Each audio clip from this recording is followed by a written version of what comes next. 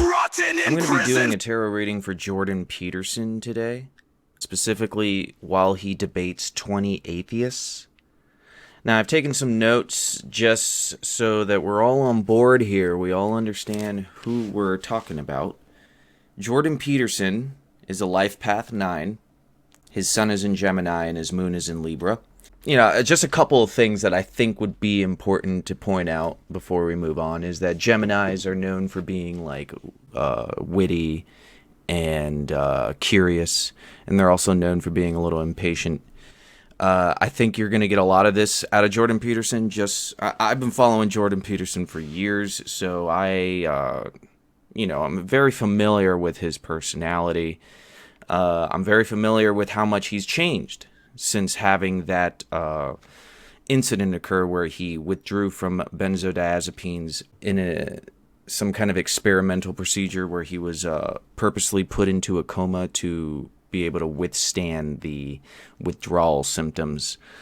It did not work out for him. It caused some level of brain damage where he had to relearn his speech. And a part of things like this, when it comes to withdrawing from benzodiazepines and going through brain damage, you can expect a lot of aggression out of an individual after that. Benzodiazepines tend to make someone more chill, quote unquote chill. And as you become more and more addicted to these things, you end up becoming less chill. And it would be interesting to actually go back and watch all of Jordan Peterson's videos throughout his career, all the way up until the point where he went into his coma. You will see clear differences in his personality, especially afterwards, because then I would say afterwards he became sort of a different person, which is interesting for a Gemini because it is kind of supposed to be two different people, right? Two different people who are the same, but they're different, and they're united. Is this the case for Is that why JP went through everything that he went through? Is it just because he's a Gemini? Well, look at someone like Kendrick Lamar and Kanye West, who are also Geminis, and who are also very different from who they used to be in some ways, but I wouldn't say that they're actually different. They're the same person, but there's something different. And we are in 2025, which is a good year for Geminis right now. It would make sense that everything is happening the way it is, which is always the case. And someone else who is a Libra moon, just while we're talking about similarities with Jordan Peterson, is Nikola Tesla. Is that why JP is really into Elon Musk and Trump? I don't know. Maybe it's all just a coincidence, right? Yeah, it could all just be a coincidence.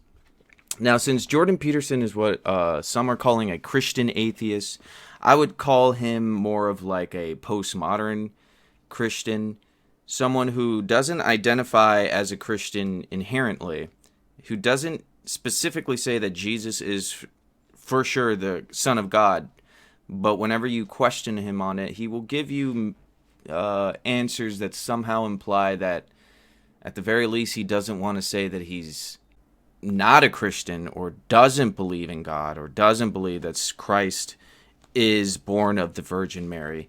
He will give you answers that somehow suggest that he believes in all these things. So I will be using my Christian Oracle deck to kind of give us an idea about what we should expect from Jordan Peterson in his relation to Christ, his relation to God. God! Now, even though I like to joke around a little bit, I will remove my biases from this video. If you watched all of my Ethan versus Hassan tarot readings, you would get an idea of what my biases are.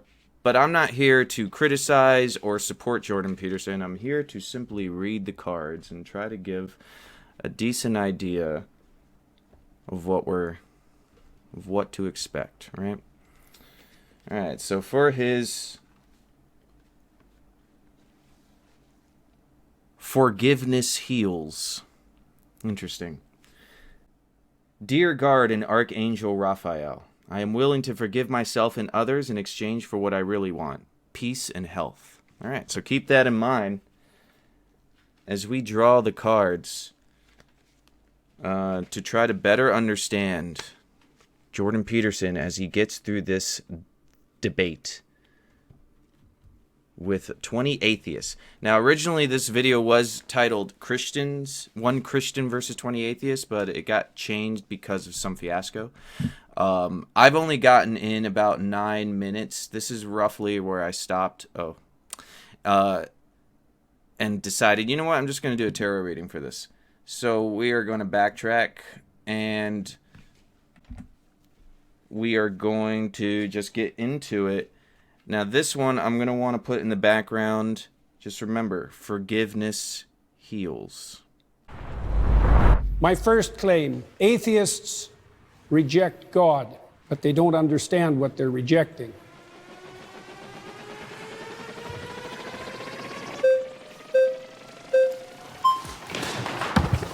Good afternoon, Dr. Peterson. How you doing? So this claim here that atheists don't know what they're rejecting. My background is in studying to become a traditional Catholic priest, daily mass, daily rosary, going on long retreats, deep into the magisterium and biblical hermeneutics. Like, I was thoroughly in it. And it seems like I do know what I'm missing. Is there something that I missed over years of study, both this issue formally and living out religion so deeply? Well, you obviously feel that you missed something when you were practicing for the priesthood. Your aim was off then. So there's always the possibility that it's still off now.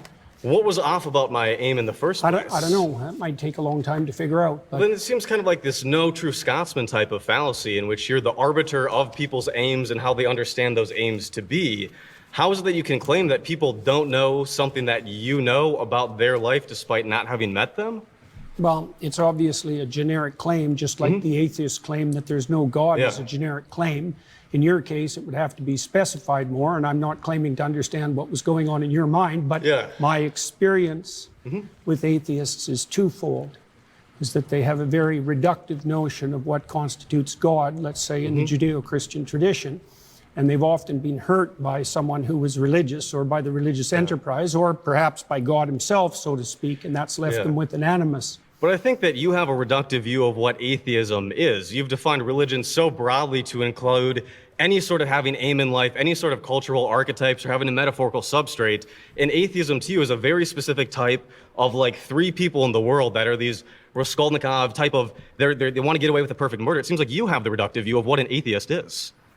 Well, let's start with your claim. How do you define the God that you're rejecting? Like, what is God to you? You studied in the church, you found that unsatisfactory. How would you characterize what you rejected? I think the average Christian believer, when they say... This is my first time dealing with this deck, and also my first time doing a debate like this. So I am going to slow it down and just let you guys know what I've drawn so far. So for this guy, I don't know his name, I'm talking about this guy over here with the cap who's debating Peterson. I drew an inverse death card. Inverse death is kind of interesting for this guy specifically. He started off by saying that he was in the priesthood. He was studying to become a priest, and he decided that because of the empiricism and the information that he's bombarded with, there's no reason to believe in Jesus and God and all that. He's moved on from it. And in some way, he is probably rehashing this thing that he's come to terms with just for the sake of Jordan Peterson. So I would say he's kind of like rehashing his death. He's trying to possibly transfer his death over to JP. So on top of that, as the debate started, we got a 4 of Cups for him. So 4 of Cups on top of his inverse death. A way I can look at that is I think he is trying to actually help Jordan Peterson see the light. I think he genuinely gets something out of speaking with someone like JP or anyone who disagrees with him. I think he is approaching these things in good faith, which would be very proper for the topic at hand. And I think he sees himself as actually giving Jordan Peterson something to really chew on. Now, will Jordan Peterson feel the same way?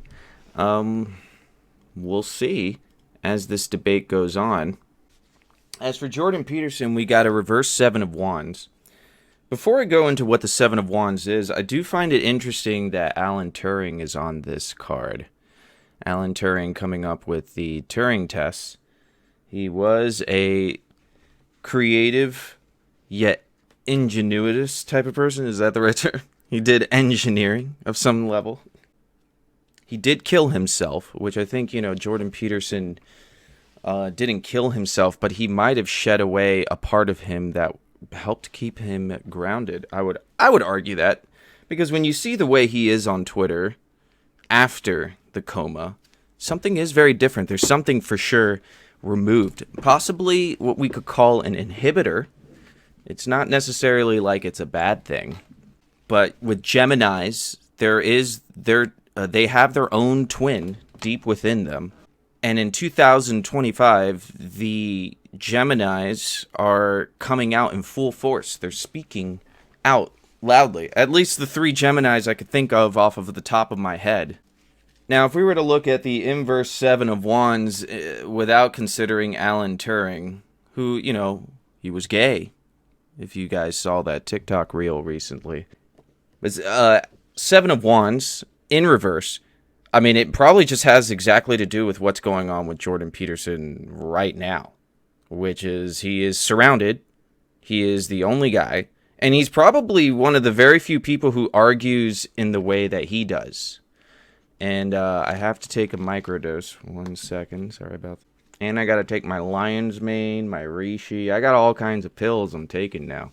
Look at that. Look at all these pills that I take in the morning. And then these are the pills I'm taking at night. Oh, you can't see. Some fish oil and some more reishi and chaga. So I would say that, Jordan Peterson right now, he is going to be very heavily tested on everything he believes in. But he is going to stand strong and protect it all. Or defend it all. Because that's just how he is. I don't think he's going to do well. At least for the audience. But I think he's going to do well enough for himself. And as the debate got started, we drew an Ace of Swords. Now, if we just look at the card, these are great cards. This is from Hexen 2.0. That's the deck. And, what's cool about this is there are already just fucking things that we can go off based on what the fuck, is on the card. Infowar. The way I kind of look at it, and, once again, I'm not trying to be biased. I'm just going based on the cards. But I think Jordan Peterson has a lot to learn from this debate, and I think he should be paying attention to what these folks say. Now, this first guy seems like he's on point, right? He seems to be starting from a good first principle, but Jordan Peterson then goes on to say that, in order to figure out why you don't believe in God anymore, we'd have to, take a look at your life. It would probably take a while. Unfortunately for Jordan Peterson, that is not a good defense of his claim. How do you defend your claim if anyone who asked you, well, how would we know that we are ignorant of what we reject? His answer is simply that we would have to do some kind of long-term therapy in order to develop a psychological profile to figure that out. That's, in my opinion, as someone who is very into debate, that is basically voiding the topic all entirely. But let's see where that goes.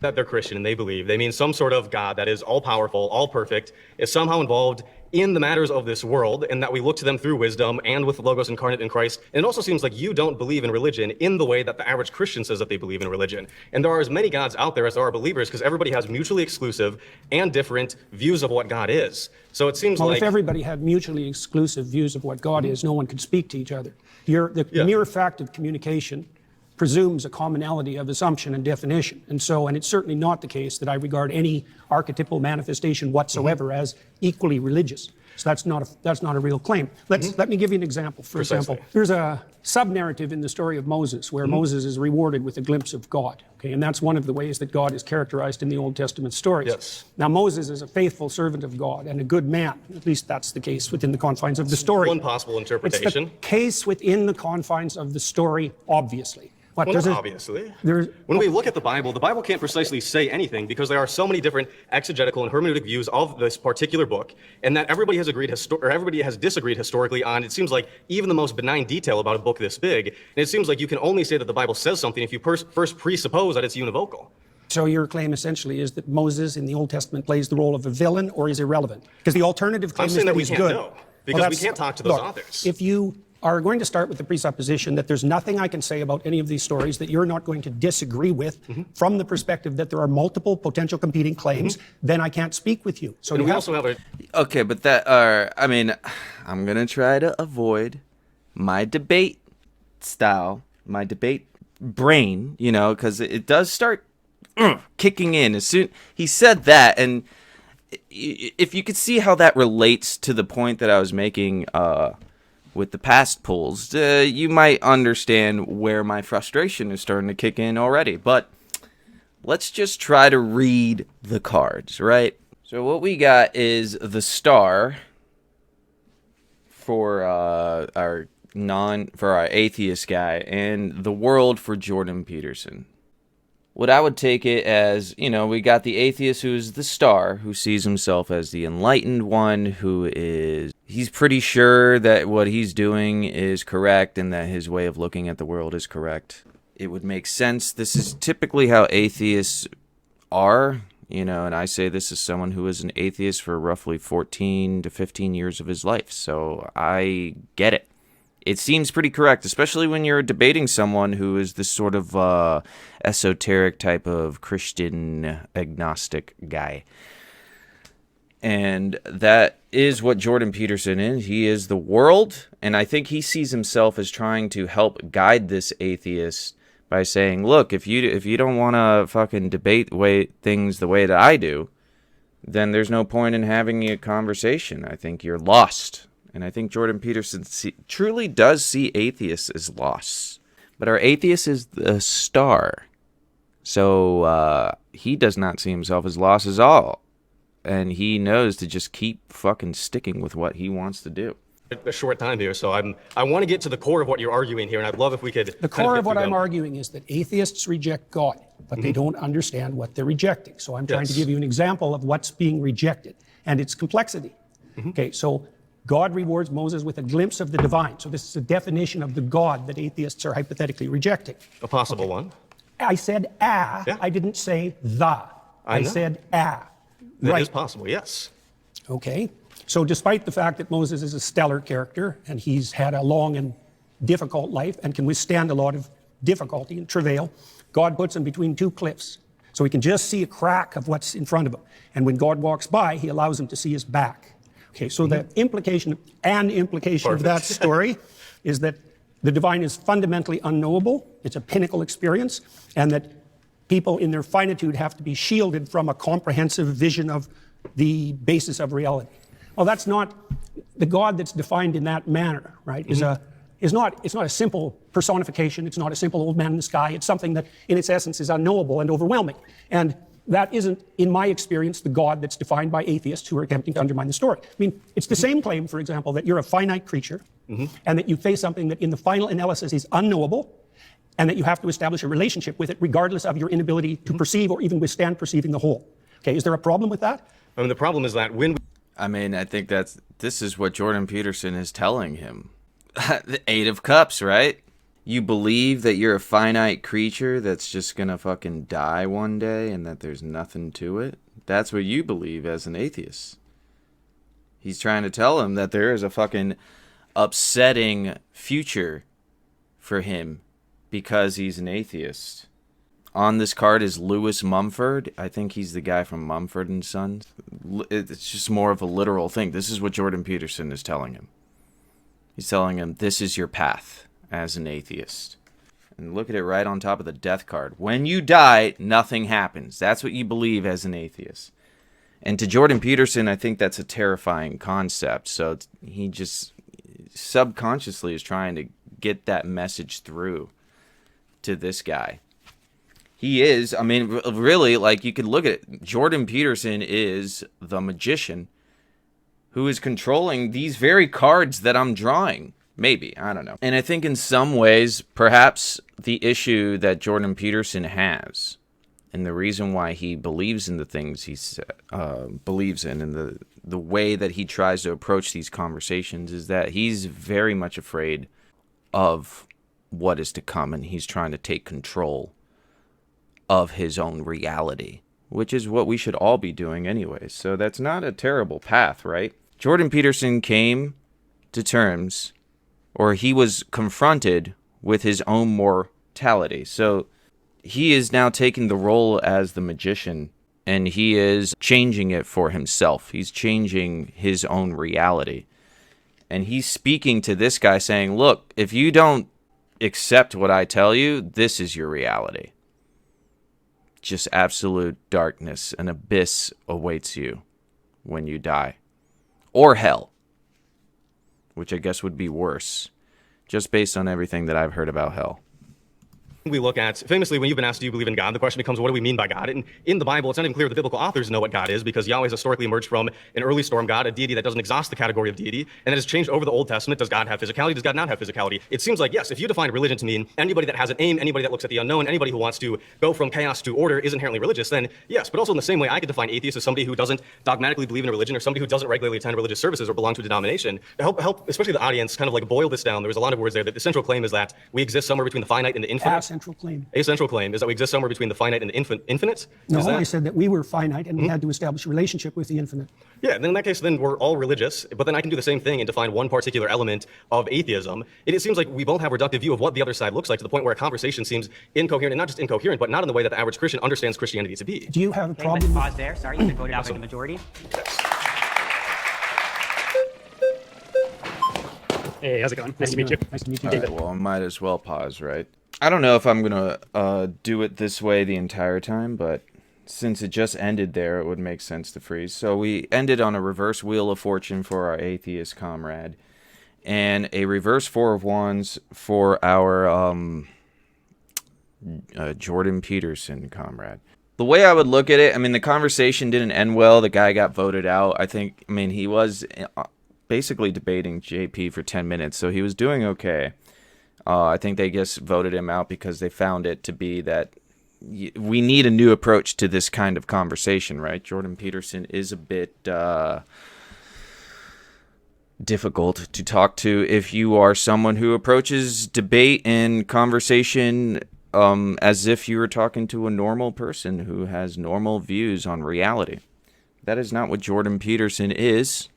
And you can even look at this reverse, like, I wouldn't say Wheel of Fortune reverse is the Wheel of Unfortune, but more so, it just seems that no matter where you take this, no matter what point you're going to throw at JP, it's not going to yield any results that would be favorable to you. It seems that, if anything, JP has more control over the situation, partly because he is the center of this whole thing. In some ways, his subconscious is going to have to deal with the bombardment of, I don't know, atheistic arguments. You know, I am someone who's not an atheist, and I wouldn't debate atheists because we are on a different plane of existence. Why would I try to convince an atheist that spirits exist? And that's the other thing. I am an atheist in the, by definition. I don't believe in a God. I believe in things that are unknowable, which I guess to JP would be God. If we're arguing based on what Moses saw, getting a glimpse of the divine, which is unknowable. Well, Moses was following a monotheistic God, so I definitely don't believe in that. Point being, I would never debate an atheist. Why would I? It's a waste of time for both of us. We're not. I have no interest in trying to convince an atheist that I'm correct. Correct about what? That when I draw tarot cards, they tend to always seem to work? Every time I draw a tarot card, I mean, every time I do these tarot readings for myself or my friends or family or for Jordan Peterson, it seems that the cards I draw just perfectly match. Maybe it's all in my head, right? Maybe I am coping by constantly having a good explanation as to why those tarots were drawn. But I don't know. I got a feeling that that is not the case. Now, what I'm going to do for JP, because I didn't do it for the first round, I'm going to draw him an official card. I want to give him an official card so that we don't have to worry about that. We're always going to be drawing on JP, all right? And the other person will draw on, but who gives a fuck about them, right? They're not the star of the show, even though that other guy got the literal star. That's not this point. And he got a Wheel of Fortune. I mean, that would have been interesting if JP got Wheel of Fortune and the star, but he didn't. So there would be nothing interesting about something that didn't happen, right? So what is JP for the rest of the debate? 8 of Pentacles. I think for JP, whether this is a card that is predicting his behavior for the rest of the debate or telling us what the summary of his behavior is, or if it's just a recommendation, like maybe if JP was listening to this video, he would get some advice from the 8 of Pentacles. I don't know. But we're going to put that right here and say, JP, this is what you got to pay attention to, pal. And I do agree. I mean, this is definitely a good debate card. If you're someone who is very interested in debate, this is the way you should approach it all the time. Just constantly, it's on a whim. You're thinking up new ways to refute someone's argument or incorporate it into your way of thinking without having to submit or say, oh, okay, you're right. Adaptive. And more than anything, you just keep doing it. You just keep doing it, and you will get better at it. Ideally. It really depends on what kind of person you are. Because if you are a famous person like JP, what happens to famous people who are specifically into debate and politics is that a lot of them get very reinforced and therefore no longer care about truth and about things of that nature. The practice for someone who is stagnant is not going to lead to anything other than practicing how to better be stagnant, I guess. And that is the thing I kind of worry about with public figures. They lose incentive to kind of just say, oh yeah, I was wrong about that.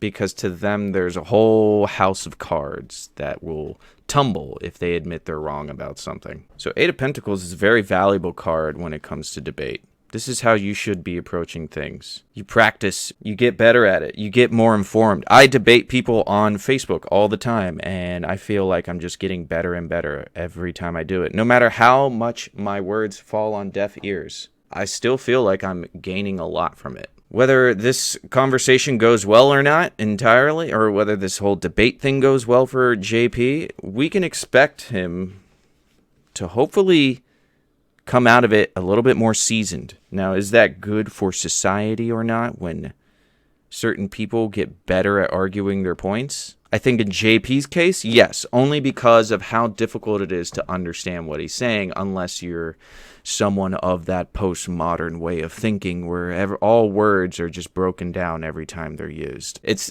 is a bit interesting. I wonder what Jordan Peterson will think about postmodernism in the near future, because his way of talking and thinking and discussion is definitely postmodern. I don't know why he's so against it. It is the most postmodern way of looking at the world that I've ever seen. Before the coma, I kind of found JP to be very polite, inquisitive, curious, you know. He was even, like, he was chill. And I think the benzos helped with that in some way. It helps you be chill, right? But you just can't take them more than 2 weeks in a row or else you'll be addicted. It's how the chemistry of those things work. All right, but let's not waste too much time just talking about that. David, good to see you. Tell me everything that you know about the Polynesian deity Lono, L-O-N-O. I don't know anything about the Polynesian deity Lono. So you're rejecting something without knowledge of what you're rejecting. I'm not rejecting it. No more than I'm rejecting anything that I don't know anything about. Do you believe in Lono? Do you believe that he is a deity that exists in the world, exists in the universe, that exists in the existence of everything? Do you believe that Lono is a deity? I'll answer that question once you answer my question, which is, do I reject everything that I'm ignorant of? Because that's your presupposition that undergirds your argument. And unless you can prove that that's valid, then there's no point. My question is quite simple. Yeah, but that doesn't mean it's believe- formulated accurately. Do you believe that Lono exists? Yes or no? I'm not going to answer that question for the reasons I just described. You already insisted that if I reject something, that if I'm ignorant of something, I reject it. Do you think that everyone in the world has to know everything simultaneously for that to be valid and true? I think in order for your Answer that argument question. to be true, in order for it to be true that we atheists don't understand what we're rejecting, then you need to also apply that to yourself and to Christians and to Muslims and to any other person on this earth, where if you don't understand what you're rejecting the belief in, then you can't reject the belief in it. That's the implication of your I didn't claim. say that I rejected the belief in Lono. I It's said I didn't Lono. know who Lono was. I didn't say anything about rejecting. That's because I've asked you several times and you haven't, but let me get to my even greater point. Mm-hmm. You're saying atheists don't understand what religion is or what God is in order to be able to reject it fully or completely. We have someone over here who studied it in their own way. I've studied religion. I have a degree in religious studies, specialty in Christianity and Mediterranean traditions. And further than that, beyond me, Pew Research studies suggest that atheists and agnostics actually know more about religion and about religious stories, the foundational principles, than believers. That's because they're more religious than they think they are. Okay. You can. They're concerned with deep matters, and one of the defining characteristics of someone who's oriented in a religious direction is that they're concerned with deep matters. Okay. In fact, it's virtually definitional. Right, but they also have to identify with a religious tradition and accept the foundational stories that go along Well, with that would mean more that they're sectarian than that they're religious. And most people, for example, in the United States, deny that they're religious but accept that they're spiritual. Pause there. You've been voted out by the majority. This I kind of like, because that way I can just draw some stuff for these folks before they get voted out or whatever. The way I'll look at it, all right, so JP, he got his reverse Wheel of Fortune card, just like what the other guy did. Now, the way I would see that is, in some way, JP is making this debate go in the way that he wants it to, at least in his mind. I mean, he has an answer for everything, right? He's curious, he's willing to listen, but he's very quick to respond and give his seemingly good point. And you can see how JP kind of dominated that conversation immediately. I think the reason why the other guy, the first atheist, got the reverse Wheel of Fortune, and then JP got the reverse Wheel of Fortune for the second atheist guy, is that first atheist guy, he lasted for 10 minutes. I think he really was kind of navigating properly. And I think JP, in this case, really navigated that properly. Now, the guy, he got a King of Cups and then a Chariot. The way I see it is that he was a very polite guy. He was like trying to do his best. And I think he started off kind of weak, because he gave an argument that is, in my opinion, as someone who is formerly atheist, that was an argument that I would never resort to, because it's a Richard Dawkins argument. Or at least I've heard him use that argument. I've heard other atheists use that argument. It's this idea that, oh, well, you're an atheist when it comes to this God, or you're an atheist when it comes to that God.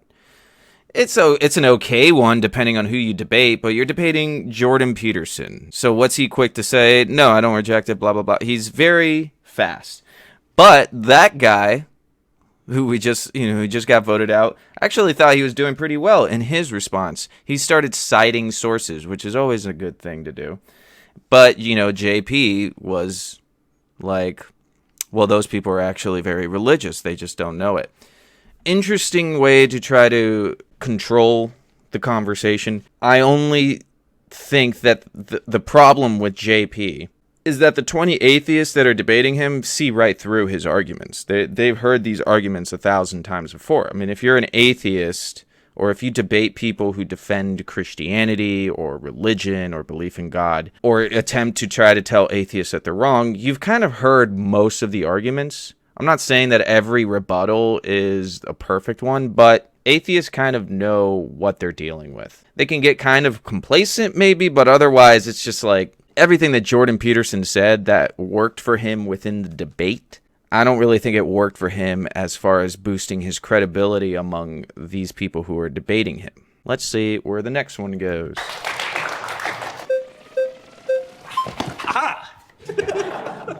Hi, nice to meet you. How are you doing? Good, how What's are your you? name? I'm Greg. Nice to meet you. Greg. Okay, so I feel like you're getting at this idea of polysemy, where we have multiple related meanings for a word, right? Like, for example, a famous painting can be emotionally moving in that it changes my emotional state.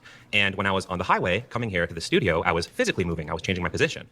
If I said, I believe the Mona Lisa is very moving, and you said, you don't really understand what you're saying, it's nailed to the wall, I would say that you're the one who doesn't understand what I'm saying, not the other way around. And the way that relates to this is there are many concepts of God, and I'll admit I find a lot of what you say about that interesting. I'm familiar with it. The idea of this kind of Jungian hierarchical thing, or as a metaphor or a symbol, or the kind of atheist, materialist, literalist idea of a agentic, omnipotent, omniscient being that intervenes in reality, right? So when I'm saying that I reject the concept of God, I'm aware of these other definitions of God, but I think that when we use words, we tend to only imply one meaning at a time. So the same way that I would say the Mona Lisa is moving emotionally, but I would not say it's moving physically. I would say I reject the concept of God in this very literal way. But What literal way? the way that God is this omniscient, omnipotent, agentic, supernatural being that sent his son down and has, caused miracles and all these things like that. The idea of God is Do you think that there's an underlying unity of things?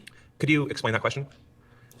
Well, scientists, for example, believe that science unifies in a comprehensive theory. Do you? Yes? No? Or that there are multiple competing truths? Those are the options. Either things unify or there are multiple competing truths. I know that, for example, like in physics, people are looking for like a theory of everything. And why do you think they're doing that? It's interesting, it's helpful. But they also believe that there's an underlying unity to things.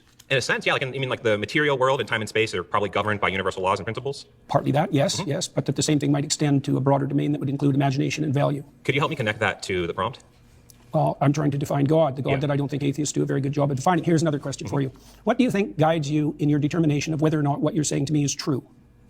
Can we go back? Can we stay on what we were talking about? We are. Okay. You're just uncomfortable with the question. No, I feel like you're just kind of throwing different spaghetti at the wall. I'm not. Okay. I asked All you a right. very specific question. What is it that you think guides you when you're talking to me to help you determine whether what you say is true? Logic, memory, reasoning, sensory information. How do you distinguish that from being governed by something that's false? It's an interesting question. How do you know the difference when you speak between what's true and what's false? So you can imagine Infer, right? I can infer. from what principles? So, and what are you getting at? I'm getting at the fact that your conscience guides you. Is that reasonable? Conscious is defined by Conscience. my empathy and my reason, or my foundational. Define it any way you want. Okay, so that's how I'm defining my conscience. Is my conscience is my sense of Right and and wrong. Yeah, exactly. Yes. Where does that come from?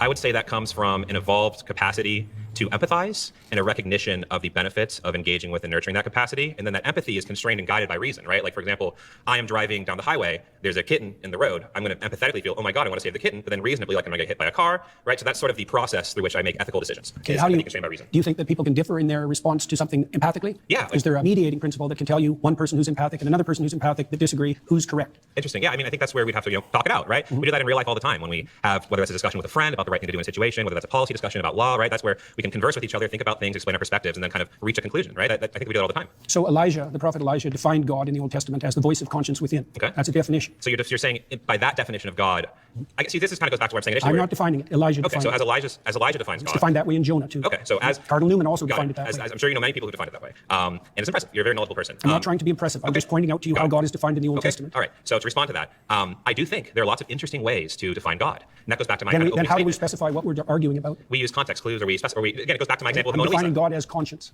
Okay, so that's interesting, but then you're kind of expanding the meaning of No, God. I'm not. That's how it's defined in the Old Testament. Okay, in so- Elijah and in Jonah. Sure. So Yeah. whoever. So It's not whoever. Okay. Elijah is one of the major All right. Old Testament All right. prophets. All right. He's equal in stature to Moses. Okay. Right. So it's not arbitrary. All right. So that is interesting, but it's not relevant to the context with which I am using the term God. It's directly relevant. Atheists reject God, but they don't Right, understand but what they're rejecting. you're You being- accept conscience as a guide, and conscience is one of the defining characteristics of God in the Old I Testament. think you're being intellectually disingenuous. In what way? Because I again, asked you if you believe that conscience guided you just you. asked me a question and then you stopped me from answering it. In this setting, you understand the way I'm using the term God and belief. Not and in the then least. I don't understand how you're using it in the least. That's why I'm trying to define it. My definition of God as conscience is a lot more precise and oriented than your definition of the God that you hypothetically But disbelieve in. it's irrelevant to the fault lines of this debate. How is it irrelevant? Because in common parlance, when we're talking about atheist, God, belief, not belief, I we're don't not care talking about common parlance. I'm trying to get to something fundamental. I think your point is irrelevant to the way that people Which tend to use point? these words. Your point that there are these polysemous I didn't make ideas that of God. point, you did. I I made a that specific point characterized that it, God right? was associated with conscience. I just feel like you kind of retreat into the semantic fog. I'm not retreating at all. I'm advancing, sir. You are retreating. I think this atheist guy, he started getting a little focused on the fact that he's dealing with Jordan Peterson and not just some random guy, because he even used a term that Jordan Peterson used a long-ass time ago when he first started becoming famous, which was common parlance. Common parlance is how Jordan Peterson argued that we shouldn't have to use certain pronouns because they aren't in common parlance, that we shouldn't be compelled to use terminology that doesn't come up in common parlance. I don't know if Jordan Peterson remembers that he made that argument a long time ago. Obviously, we don't have the time to go into that within this debate. I think this guy knows Jordan Peterson probably as much as I do. Maybe not as much as I do, but I do think he knows him quite well. So he came on, started as a reverse Knight of Swords, and then he got a Queen of Swords, and then a Two of Cups. I don't think he was really trying to debate Jordan Peterson on his point. He started off that way just because that's how you get in. I think that guy's a very smart guy. But I think he started to devolve more into kind of going after JP for his sophistry, possibly, his rhetoric. In debate, at least, it would be helpful to kind of look at the person you're debating as sort of an equal instead of however you view them within your bias. Not to say that the guy did badly by doing what he did. By turning the conversation meta and saying, well, you're just doing this, you're just doing that, he's losing at least JP in this whole conversation. Now, JP, he got a 9 of cups and then a reverse Hierophant. Let's look at the way the debate went. I do think that JP, in his mind, is doing great. Now, when the other guy starts going meta, that's good for JP. Subconsciously, I would say it's more of a double-edged sword. But consciously, doing fine. Like, I'm being attacked. Good. That means I'm right. Reverse Hierophant, though. This is interesting because I do think for JP, the reverse Hierophant, now, I'm not trying to be biased on what I know about him so far. But even just based on these 18 minutes of debating, I view reverse Hierophant to be very relevant to this whole thing. He has a very warped sense of spirituality. It's very difficult to understand what he's trying to say. He seems more focused on refuting the decent arguments coming from the atheists. Some of them he's heard before, and in some way, this is what happens when you debate people in general. If you ever receive like a bunch of laugh reacts on a comment that you made in some like group, even if it's like you made a pretty decent debate, you made a pretty decent point, but you're bombarded by laugh reacts. The reason why people do that is because they are so sure that the argument you made has already been debunked 1,000 times and that it's laughable that you even dared to say such a thing. I think Jordan Peterson, the way he responds, it always seems like he would be the laugh react guy. He would be the guy who would throw laugh reacts. He doesn't have time for these arguments on spirituality. He thinks he's got it all figured out religion-wise. But he's not. He's not really seeking truth when it comes to spirituality, because I personally, there's a reason why I use a Christian oracle card, and I'm not in any way a Christian or believe in Christ or Jesus or any of that, and I'm willing to say that very bluntly. It's because I understand what Christianity can provide, and I don't need to suck its dick, pardon the term, in order to respect that. To me, the language we use, everything we do, it does not matter, right? What matters is what's deep within that cannot be accessed with language. Jordan Peterson, right now, I view, is stuck. I think he is very stuck in this perspective of defending Christianity against atheists. He doesn't really seem to believe in Christianity or even use the language that Christians use in any like uniform way. He is his own person. So reverse Hierophant, I think, is actually pretty relevant to JP's entire life path. He seems to believe that he is seeking out spiritual truths, looking beyond his own mind and seeing that there's something way bigger than him. But his actions don't really seem to reflect that. And I'm saying this is with love, right? I mean, how could I possibly interpret the cards in any other way? He's lost spiritually. But he doesn't understand that. It's part of what makes him lost. He really, truly believes that he is so enlightened. But when you listen to his defense of Christianity and his sophistry, it just doesn't feel that way, right? You kind of just get that in your gut feeling that the man is completely lost. He should get it. I should reach out to him and try to give him a genuine tarot reading. Maybe I could change his life. What is Jesus telling JP?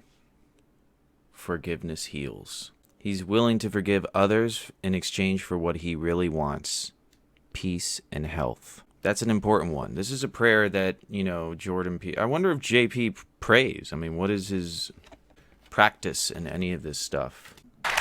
My next claim is that morality and purpose cannot be found within science. What is up, Mr. Canada? How you doing, man? I'm doing great. What's How are your you? name? Brian. I think it's interesting that you say that morality and purpose can't be found in science. Actually, No, within science. Sure, Yeah. sure. Purpose, I actually grant you, because purpose is subjective, right? Unless you want to boil it down to purpose of life is just to procreate, right? Sure, whatever. Morality is actually something that we do see. We actually have examples of Neanderthals and older individuals out in the tribe, missing an arm, missing teeth, still alive somehow in his 40s, 50s, right? Typically, you're a Neanderthal, you can't eat, you can't hunt, you die, right? But we know the members of the tribe are taking care of him. Right? So we know that at some level, early in our evolutionary history, we actually developed altruism. We have examples of chimpanzees who actually have a basic understanding of fairness, right? If you give a chimpanzee 2 grapes, right, and his buddy gets 3, right? He actually freaks out, right? But you give both chimps 3 grapes and they're good. We have examples of parrots. Except for the greedy chimps. Except for the greedy They chimps. want 4 grapes. They want 4 grapes. You know, those do exist, right? But we have similar examples where we do animal tests, right? And So morality is intrinsic. I think So it precedes science. that actually right? a better way to define it would be that social animals, which we are, right, Yeah. require some level of morality or Into what? I'm not disagreeing. Sure. Why do they require that? because it's the only way that social groups can actually survive, right? That's my point with Sure. regards to science. Thank you very much. Is that Precisely the point that you just made, that science has to exist within a moral framework that isn't in itself scientific. how's it not scientific? Well, because it's not derived from the scientific process, as you just indicated. Doesn't My mean direct point the scientific process. It's Hang just the on, fact that hang on a second. we are social animals and we need that to exist as a group. I agree, right? but Sure. you pointed to the morality of Neanderthals, to the morality of chimpanzees. They didn't derive that from science. They don't need it. That's not That's how that my works. point. Science explains it. Interesting. I don't know how long he'll be here, but I really needed to point it out before I forget. That. 3 of Cups is very much a group card, and this guy, who is a reverse Wheel of Fortune, is talking about groups, and he is sort of defining what they're going to be talking about for this entire debate. Maybe. I don't know. Let's see. No, science doesn't explain morality. It doesn't explain how social animals would need to be. Well, that's altruistic. a complicated question. But we see it though. Yeah, but explaining the evolution of morality and explaining morality itself aren't the same thing. Okay, so you're asking why does this happen? Yes, that's more accurate. Because we're social animals and we Yeah, need but there's to more be- to it than that. Is there? Sure. For example, so we're moral animals that have a sense of the future. Sure. Okay, that makes us unique, and that structures our morality. No, actually, there are other animals that can predict the future. Or Not predict really. the- No, tigers. Actually, there was a tiger at the SF Zoo that killed somebody. And so Hunting actually, animals- look, no. Kids threw shit at the tiger. The tiger actually plotted its escape, and it found the I'm not kids. saying that animals can't think. Okay, No, but they let's can pause see here. the future. That's what I'm saying. Well- Voted out by the majority. Thank you, man. Good man. Boy.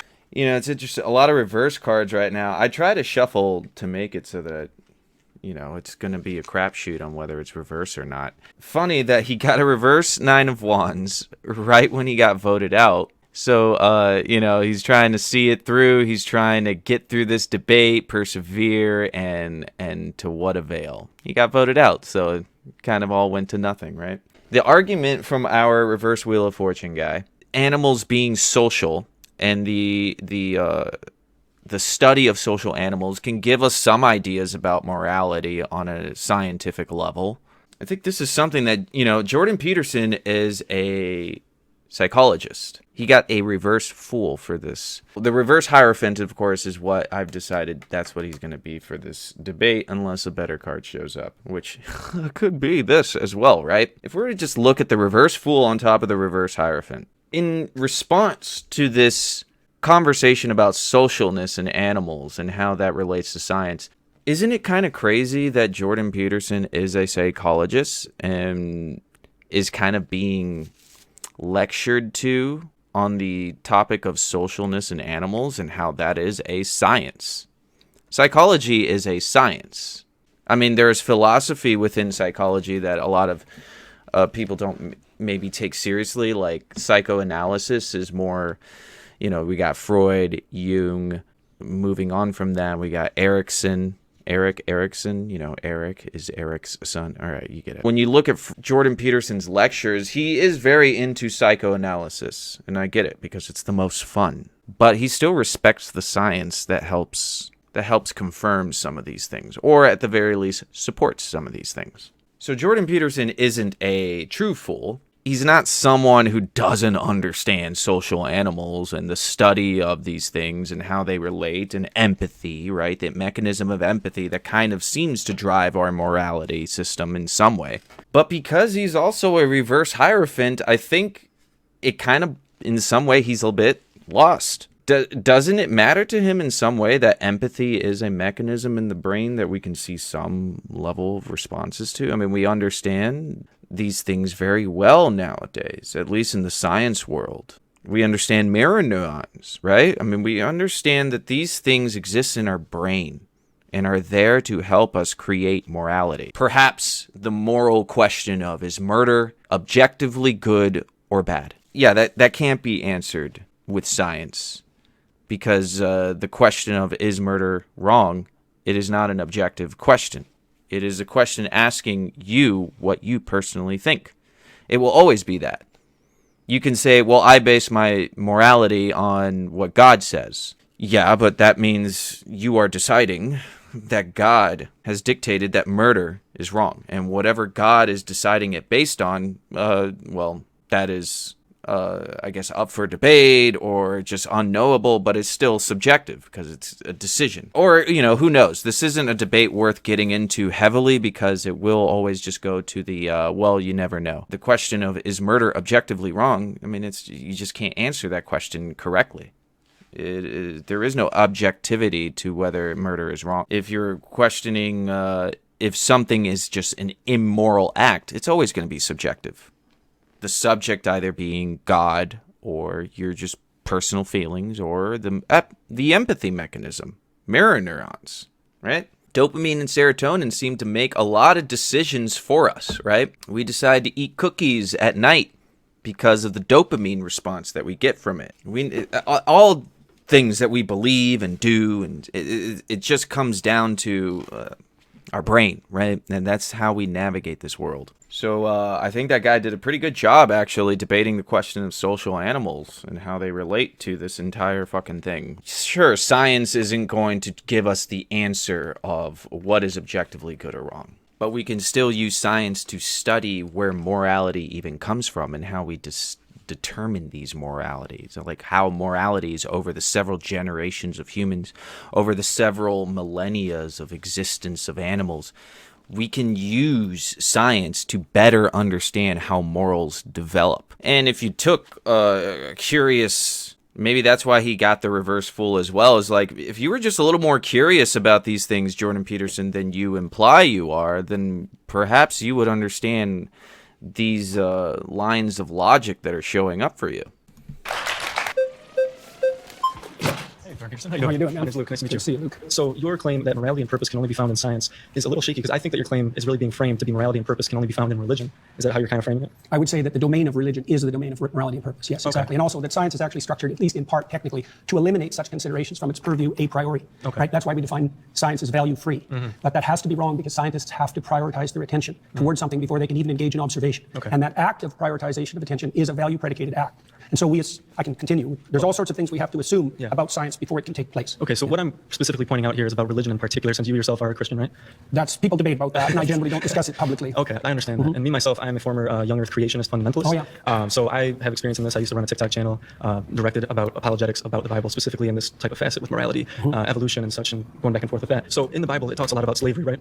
Yes. Yes, so in that, it teaches you how to take care of a slave. Rather than saying slavery is wrong, I think it should says that in the story of Moses. It says slavery is incorrect. It says it's that's immoral. why Moses leads his people away from slavery. But why does the Bible predicate and tell people exactly how to take care of a slave? Isn't that immoral? Wouldn't you say that culturally we've evolved as a species, as he said earlier about empathy? Yeah, I would say that the reason we evolved, so to speak, away from slavery was because the West was founded on Judeo-Christian morality and the presumption that every person was made in the image of God. And so slavery itself became immoral, and that was established by Protestant Christians in the UK, who then convinced the UK government for 200 years to go to war on slavery. And would you say that this is about the cultural evolution of humans in general, rather than just Christianity? No, I think it's the flowering of the ideas that were embedded in the biblical texts across long spans of time. I feel like this is just humans editing based on the cultural evolution. What do you mean by just?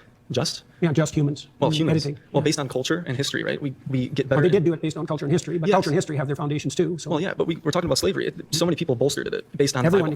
Based on the Bible. They looked at it and they justified it. In the United States and the Deep South, they justified slavery. Yeah, but the main thrust of Protestant thought in particular was stringently against slavery, and it was about the only movement in the history of the human race that had an anti-slavery direction. Which was driven by humans and their understanding of morality. Well, it depends. It's the same with women's suffrage. I mean, women's the patriarchy. What do you mean it was driven by humans? Humans drove slavery too. Yes, exactly. So there's no argument there. If slavery and anti-slavery were both driven by humans, what does your claim that they were driven by humans have to do with it? Evolved morality based on the culture that within the society that they live in. Okay, so with women's suffrage as well is a very similar topic in the Bible. There are denominations in Christianity such as Pentecostal movement which do bolster women to be pastors, right? Which I think that's a great thing to do. But most like to disregard. Where do you think the idea that human beings were sufficiently equal to all vote and not be slaves came from? Humans. Yeah, but so did the idea of slavery. So did the idea of God. Fine, but what's your point? Like, you're not making an argument. You're just saying all thoughts come from humans, regardless of the thoughts. It's not driven by a higher power. It's driven on our experiences as humans, which is what is best for all people. Is it driven by conscience? It could be. Which conscience is also something that has evolved over time. And I think that's something that does evolve with morality and empathy. Okay, I don't understand the point that you're making. My point is that God influenced slavery. People looked at the Bible and went, this is moral because God says so, just like women's suffrage and just like homosexuality. All human societies were slave-owning, so you can't blame that on the Bible. If humanity decided... Oh, wait, address that first. What, all human societies were slavers, so you can't blame that on the Bible. Well, you can say it bolstered it. Well, not if you look at the broad sweep of history, because it was the Protestant Christians based on their UK. interpretation of the Bible. It was the Protestant Christians... Which evolves over time. Pause there. You've been voted out by the majority. Well, great talking. Very interesting, huh? All right, so the reason why I drew so many cards for this guy is because he got a 2 of swords. I didn't really know how that would possibly relate to this conversation, so, I wanted to know what are the 2 options that he has. We got a 10 of cups and then a 7 of swords. Now, he got voted out. In my mind, what this is saying is that, oh yeah, you're doing really good. But you are about to get voted out regardless. To me, that's very funny. And the way he handled it was very gracefully. I think he really thinks he did a good job. He even ended that right when he got voted out. He kind of just ended his entire point with yeah, no, I got you, dude. I won. And yeah, he got voted out. Whatever. I think they kind of, if anything, the people that stabbed him in the back, I mean, not really, right? I mean, technically that's what getting voted out is, right? You got stabbed in the back. I think they did him a favor. I think they did him some good. Jordan Peterson with the 4 of Wands drawing for that. I think he was struggling. Lucky for him, he got the atheist got voted out, because if that conversation continued, it's hard to say, would JP have somehow used rhetoric to get himself out of that one? I don't know. Talking to you, Dr. Peterson? Good to see you, man. Pleasure. What's your name? Brian. So the first thing I would like to say is I would like to engage in this discussion in a symbiotic manner. I would not like to engage where there is one clear winner and one clear loser. Emotions are activated and ultimately comes about ego. So I'm just saying I'm really trying to understand your position, and I would just like you to really try to understand my position. Deal. Okay, sounds good. With that, if you're saying that morality and purpose cannot come from science, is the opposite of that true, that morality and purpose can only come from God? That's a way of defining it, yes. Okay. That's right, that's good. So I would say that with regard to the first claim, say, atheists don't understand what they're rejecting, because I would say, by definition, God is the unity upon which moral claims are based. That's a definition, right? Okay, if there is a God, what is the purpose of life? Well, in the Christian tradition, the purpose of life is to engage in voluntary, upward, self-sacrifice, so that the kingdom of heaven can be established on earth. So you're trying to make it to heaven and avoid hell. Yes, that's a good way of thinking about it. What is the purpose of heaven? Do you understand? Well, so here's the deal. at We minimum, can it's get the into opposite of endless suffering. How about that? Okay, and so should we not try to achieve infinite suffering on planet Earth? And if we can achieve infinite suffering on planet Earth mean without avoiding- God, avoiding it, if we can do that without God, then does that defeat your claim? Well, yeah, except that it doesn't. You circumvented my initial definition, because I said that by definition, God was the unified source of morality. And so if we engage in a moral exercise... When you're talking about morality, though, when you really reverse engineer it and you get it down to its root, you're a psychologist, it really seems like it just has to deal with motivation. People are saying there is a God, there is... It's more specific than that. Well, so let me ask you this. So if there is a God and there is a moral code and it doesn't come at your benefit, are you going to follow it? It depends on how you define your benefit. If it's going to come at your expense, would you still follow it? If God came down and said, here is my moral code and you should follow it, but even if you follow it, you are still going to end up in hell, are you going to follow it? Well, that was the question that was put to Job and Christ, right? Because they were required... Hang on, I'm answering your question. They were required to withstand trials that would break anyone and maintain their upward orientation regardless. And they did that with the motivation of believing that this omnipotent, all-loving God would somehow turn it into a benefit. So they still did it solely for their benefit. So let's define benefit. Like, if I did something for your sister, would that be to your benefit? Like, how are you defining your benefit? Do you mean one of your whims gratified now? Or do you mean you and everyone you love and know over some reasonable span of time? So when you're talking about whims, I think you're talking about something that's more dopamine. When you're talking about morality, you're talking about something that's more serotonin and more ultimately satisfying. So you and I agree on a lot. I mean, when it comes to talking about how men should be masculine and things of that nature, you and I are 100% in agreement. We just don't agree on the justification that God is the only thing that provides morality. It's not a justification, it's a definition. What's the difference between a definition and a justification? I mean, it's ultimately psychologically the same thing. Well, we have to define what we're talking about before we can just debate. Okay, well, so here's my I position. said that God, among other things... I'm actually a non-theist. I'm not an atheist. I believe the human condition is one of uncertainty. And what that means is that I don't believe that you can conclude there is a God with certainty, and I don't believe that you can conclude that there is a God without in the same position. Now, with that, I don't care. I still wake up every day, and I have motivation to be a moral person. Define moral. Moral, what I ought to do. Okay, how do you come to that what I ought to conclusion? do, ultimately, it comes down to what not just benefits me, but what benefits the entire planet, what benefits the entire system. I think that your entire moral perspective comes from linear thinking, and when you look at the reality of the universe, it's actually more so holistic. So when you look at how Aristotle defined God, when he said that there had to be an unmoved move or an uncaused cause, he was defining God from a linear perspective. And you do the same with morality, and you do the same with purpose. How does my definition of morality hypothetically differ from yours? Because you're saying that there's something that exists in a vacuum, that it exists in and of itself. And nothing in the universe exists in a vacuum. Nothing exists in and of itself. It's a whole systems-based morality. It's a systems-based reality. Is there a hierarchical structure? Is there a hierarchical structure? Are some things more important than others? I think that some things lead to more benefits than others. Then, by your own definition, some things are more important than others. Yes. Okay. What is there? You've been voted out by the majority. So for this guy, I think it was interesting. He got the Hermit starting off, moving on to a reverse Knight of Swords.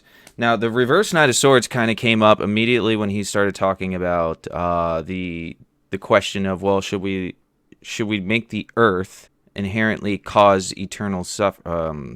Yeah, like eternal suffering, so that we're all guaranteed salvation in some way. Regardless of that, what he meant by that, because let's face it, that's a interesting point that is also a little too theistic of a conversation for a dumb guy like me. He got a reverse Knight of Swords. Now, we can look at it as like, oh yeah, he's just kind of like, whoa, he's... interesting conversation. I mean, if you were a bunch of atheists, you probably would be like, what the fuck is he talking about? But luckily I have a tarot card. Imagine if this conversation had gone to the point where they talk about the Holocaust.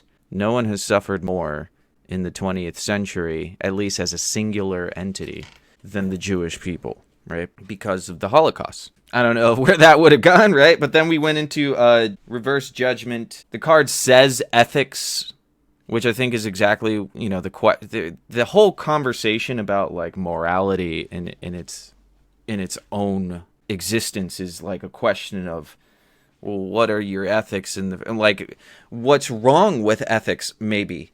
Because ethics is kind of like how human beings collectively decide certain enforced morality. It is different from like someone like God, who, according to Jordan Peterson, God is a arbiter of morality. Do we know that God exists? I mean, how do we know God is real? So for Jordan Peterson, we got a reverse sun, and then we got a Six of Swords. And the Six of Swords has Martin Heidegger on it, who was a member of the Nazi Party. So interesting, we got an IBM card and a Nazi card over here. Let's just keep in mind, we're talking about suffering and how virtuous it is. I mean, if you're a Catholic or if you were raised Catholic, you would understand more than anyone that Christians love suffering.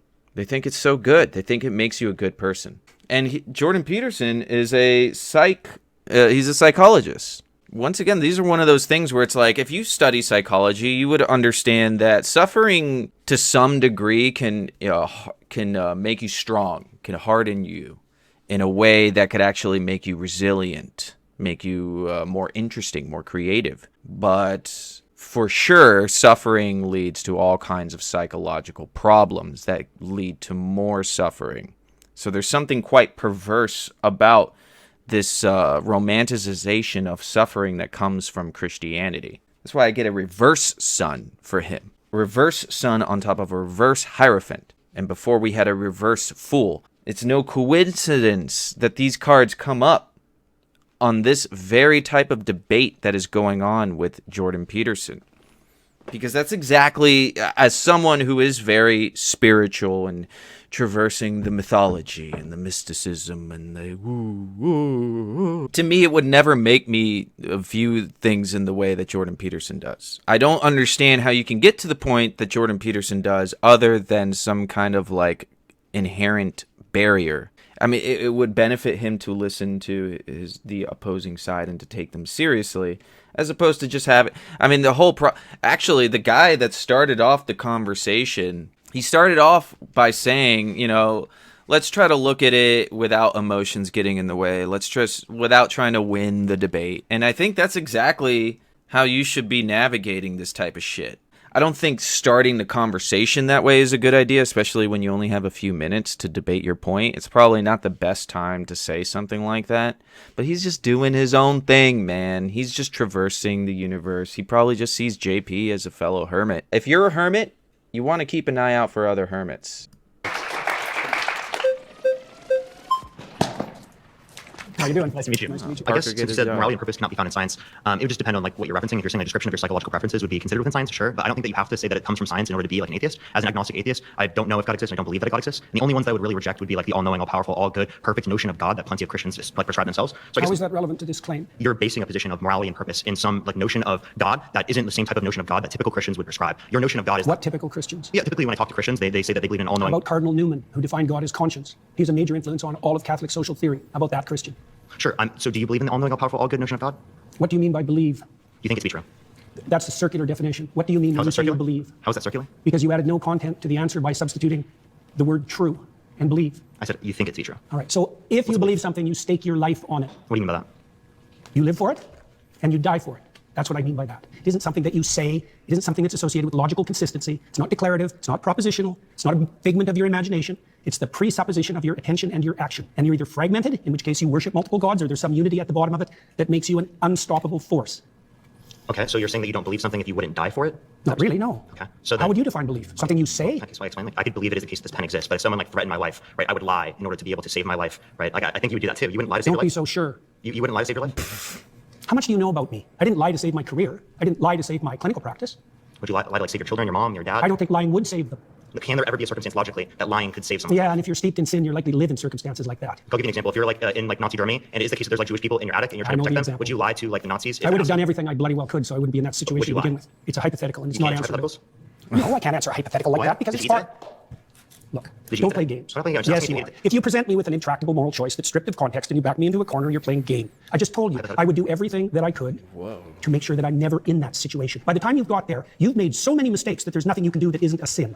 Being born in Nazi Germany and trying to protect people that you care about, like if there could be a Jewish friend that you have and you want to protect them. I think you should just give up on that line of questioning. Give up on just like trying to clarify your position? Because you don't like, are you like uncomfortable with me asking this question? It's just a basic hypothetical. Like I could ask you. It's just a basic hypothetical where you put Jews' lives at stake in Nazi Germany. That's just a basic hypothetical. Obviously you would lie in that scenario to save their life, but you're like not trying to answer this question for some reason. I just told you why. Are you anti-fascist?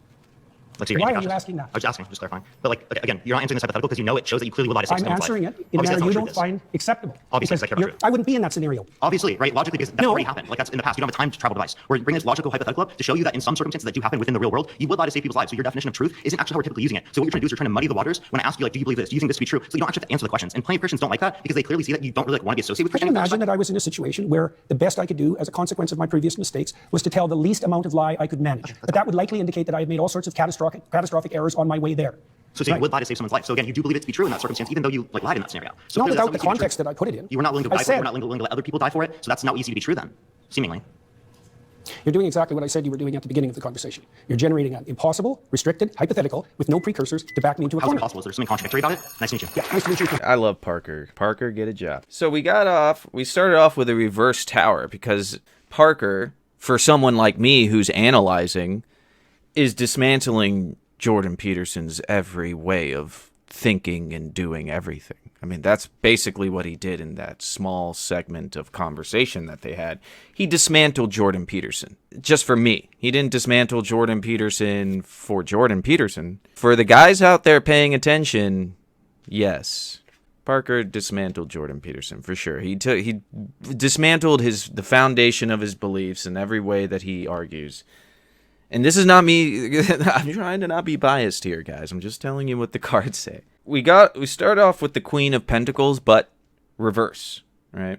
And before, what I'm going to say about this reverse Wheel of Fortune thing is it kind of almost goes in with the reverse Tower thing, where this has mostly to do with like, oh yeah, Parker was in fucking control. He fucking dominated that conversation and did everything. But, you know, at the end of the day, conversation's over, and now they're moving on, and Jordan Peterson can forget that he was dismantled, and that's... But Queen of Pentacles, reverse Queen of Pentacles coming up, I think it came up at a really good point. The question of doing what you can to protect your loved ones is what Parker was proposing to JP. I don't think JP was able to really handle that at all. And you can kind of see it as like a perversion to JP. Instead of like saying, well, would you lie to defend your family? JP tried his best to somehow suggest that to be put in that position in the first place is it means you did something incredibly wrong. And also trying to argue that these are impossible hypotheticals. The thing is not really an impossible hypothetical, right? Right now, if someone kidnapped JP and you know, threatened him in some way or another, if he didn't simply lie, I'm pretty sure JP would lie. It's hard to tell what JP would really do. Perhaps he thinks he would be vindicated by going to heaven, you know, and that's all it would take. But I don't know. I feel like Parker really destroyed him there, and then it just all ended as if nothing happened. And it's very sad when that happens. Hopefully we'll get a little bit more Parker. And I'm just saying this as someone who loves debate. You know, how could I possibly analyze debate in an honest way if I can't point out the obvious when it happens? My next claim is that everybody worships something, including atheists, even though they might not know it. Hi. Good work. Thank you. Hi there. I'm Zena. So I want to start off with like defining terms. Yep. How do you define worship? Prioritize. Prioritize. So almost like having a preference over something other than the other. The hierarchy of preferences. Yeah. And you use it to direct your attention. Right. So whatever you're attending to, you're worshiping. Right. So I've kind of become a little bit familiar with your idea of like this value-laden hierarchy. Yeah. Right. And you kind of posit that at the bottom of this hierarchy, or you call it top or bottom, I Yeah, suppose. right. At the bottom of this hierarchy, this foundational priority in your life is going to be considered God. That's Is that correct. correct? Yes. Right. I'm trying to imagine a situation in which could there be that someone has a priority at their foundation that is different from someone else's? Oh, definitely. Right. So we can have different conceptions of God. That's why we fight. Right. So essentially, there's not one God, but there are multiple gods, and these gods exist in some realm of truth. Like it's true that this person has one God and it exists. Yeah, probably better to think about it as multiple values, like that there's a hierarchy of values with something at the bottom. Right, but at the Or bottom is top. God, and there That's are a definition. Yeah. Yeah. So at the bottom is God, Yeah. and there can be multiple people with different conceptions of God, and they're each valid in being called God. So there are multiple gods that exist. It depends on what you mean by valid. So far, so good, but it depends on what you mean by valid, because I would say that some foundational conceptions don't play out when they're implemented. So if you put the wrong thing at the foundation, you end up in hell, for example. That's what happens in totalitarian states. Okay. Yeah? So you're saying they're not all equal. Like all foundational principles are not equal, even though they might be equally foundational. Right. So what makes one kind of foundational tenet like better than another one? That's an excellent question. Iterability. Imagine that you play a game with someone and you're a kid, and it's fun. So then you play again and again and again. So repetition. It's playability across multiple iterations. So then you have a friend, and a friend is better than having a game. Right. So that's one. Breadth of application is another. So if it's just for me now, it's not as good as something that would be benefit to both of us across time. Right. So we're explaining like characteristics that can be applied to like these types of like foundational values. But why is it that this iterability makes it better, and what does better mean? Well, one hallmark of better is likely to be selected voluntarily. So it's invitational. Another descriptive kind of quality. So we're talking about characteristics that in some type of system with a goal, an output being like, we could maybe say happiness, right? Or some type of Harmony. Harmony. Yeah, right? that's better. Not happiness precisely, because it's too short term. Exactly. So as someone who is an atheist, right, I can explain that within a system, there are things that we can see as better or worse to meet this goal or meet this output. But what we're interested in, though, is what could make these things, regardless of any system, right? Well, imagine that you set up a system and you implement it, and it produces the opposite results to which you intend. Oh, yeah, that's not a good system. Exactly. Right, so the foundational principles are lacking, because when you implement them, the game degenerates instead of moving towards the aim. Right. So we're talking about within a system. But when we talk about something being moral, right, just absolutely moral, it means that without a system, right, this thing is simply moral with no reason. Like, stands independent, this thing is good. So I'm trying to figure out if such thing can exist. And if so, do you believe that these things are moral in of themselves, like self-evidently moral, or are they moral in accordance with the system? I can't define them any more accurately than I already did, really. Okay. In regards to morality, when we talk about the divine, when we talk about God and religion, these moral tenets and religion, right, and God exist as good because it is God, right? So it's self-evident, right? Without any kind of goal or output, this thing is good. So I want to figure out how... There's an element of that that's true. So, for example, in the story of Job, Job is unfairly tortured in consequence of a bet between God and Satan. So Job is emblematic of someone who's being hurt for no apparent reason. Okay, so Job's response to that is that he refuses to lose faith in himself, and he refuses to lose faith in the ultimate goodness of being.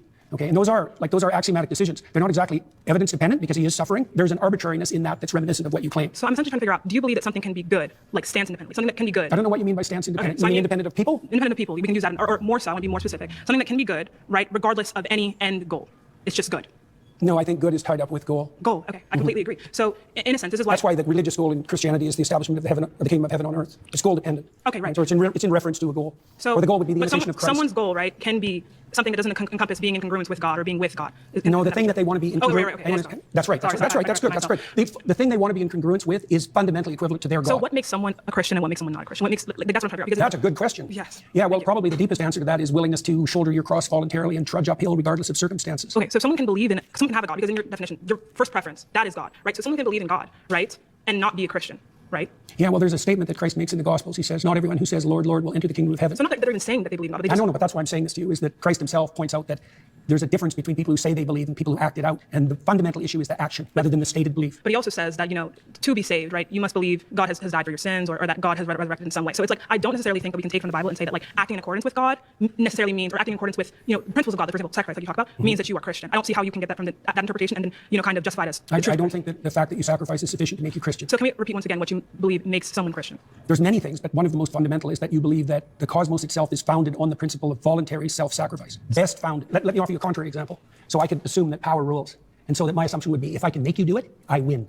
Right? And I can found a whole society on that. And that happens a lot, by the way. And that's also how societies tend to degenerate. And so that would be a society that was founded on the principle that you get to sacrifice and I don't have to. Right? Now, the contrary to that would be something like, you give up voluntarily and with courage all the things you need to situate yourself properly in relationship to the future and other people. Right? So then there's a harmony. That's why I talked about harmony earlier. So you navigate your life, right, in accordance kind of to this principle of self-sacrifice. Can I say it in that way?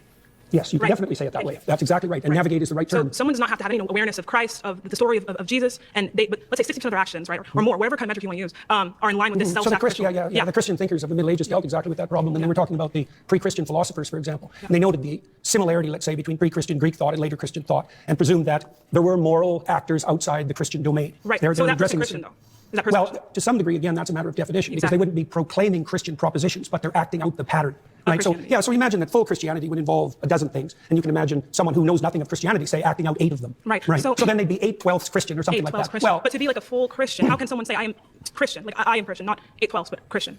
Well, don't understand. I hesitate to do that personally, because I think it's the kind of goal that you be very careful about proclaiming. The But technical. belief is not necessarily, to be mostly Christian, belief is not necessary. 8/12s or, right? Well, it depends on what you mean by belief. See, because I would say that acting out the pattern is the deepest form of belief. Now, you could add to that what you say. So, maybe in the optimal situation, how you act and what you imagine and what you say, they're the same, right? But you can imagine a hypocrite who says all sorts of wonderful things and does nothing, and you can imagine another person who acts in a very positive manner but proclaims nothing. So right? what I'm kind of seeing is like a descriptive, a really comprehensive but descriptive analysis of human action, human thought, and by which we can characterize people and put people in boxes. But I don't see Why in boxes? When I say in boxes, I mean like I can categorize you based on your actions, not based on necessarily what you say, but based on your actions that you are more so or less so Christian, right? Things like that, right? So we can categorize people as Christian. Well, I would say more or less voluntarily self-sacrificing. But that's also what we came to, though, is that someone can be like 60% or 70% Christian based on simply just acting in that way. Richard Dawkins is like that.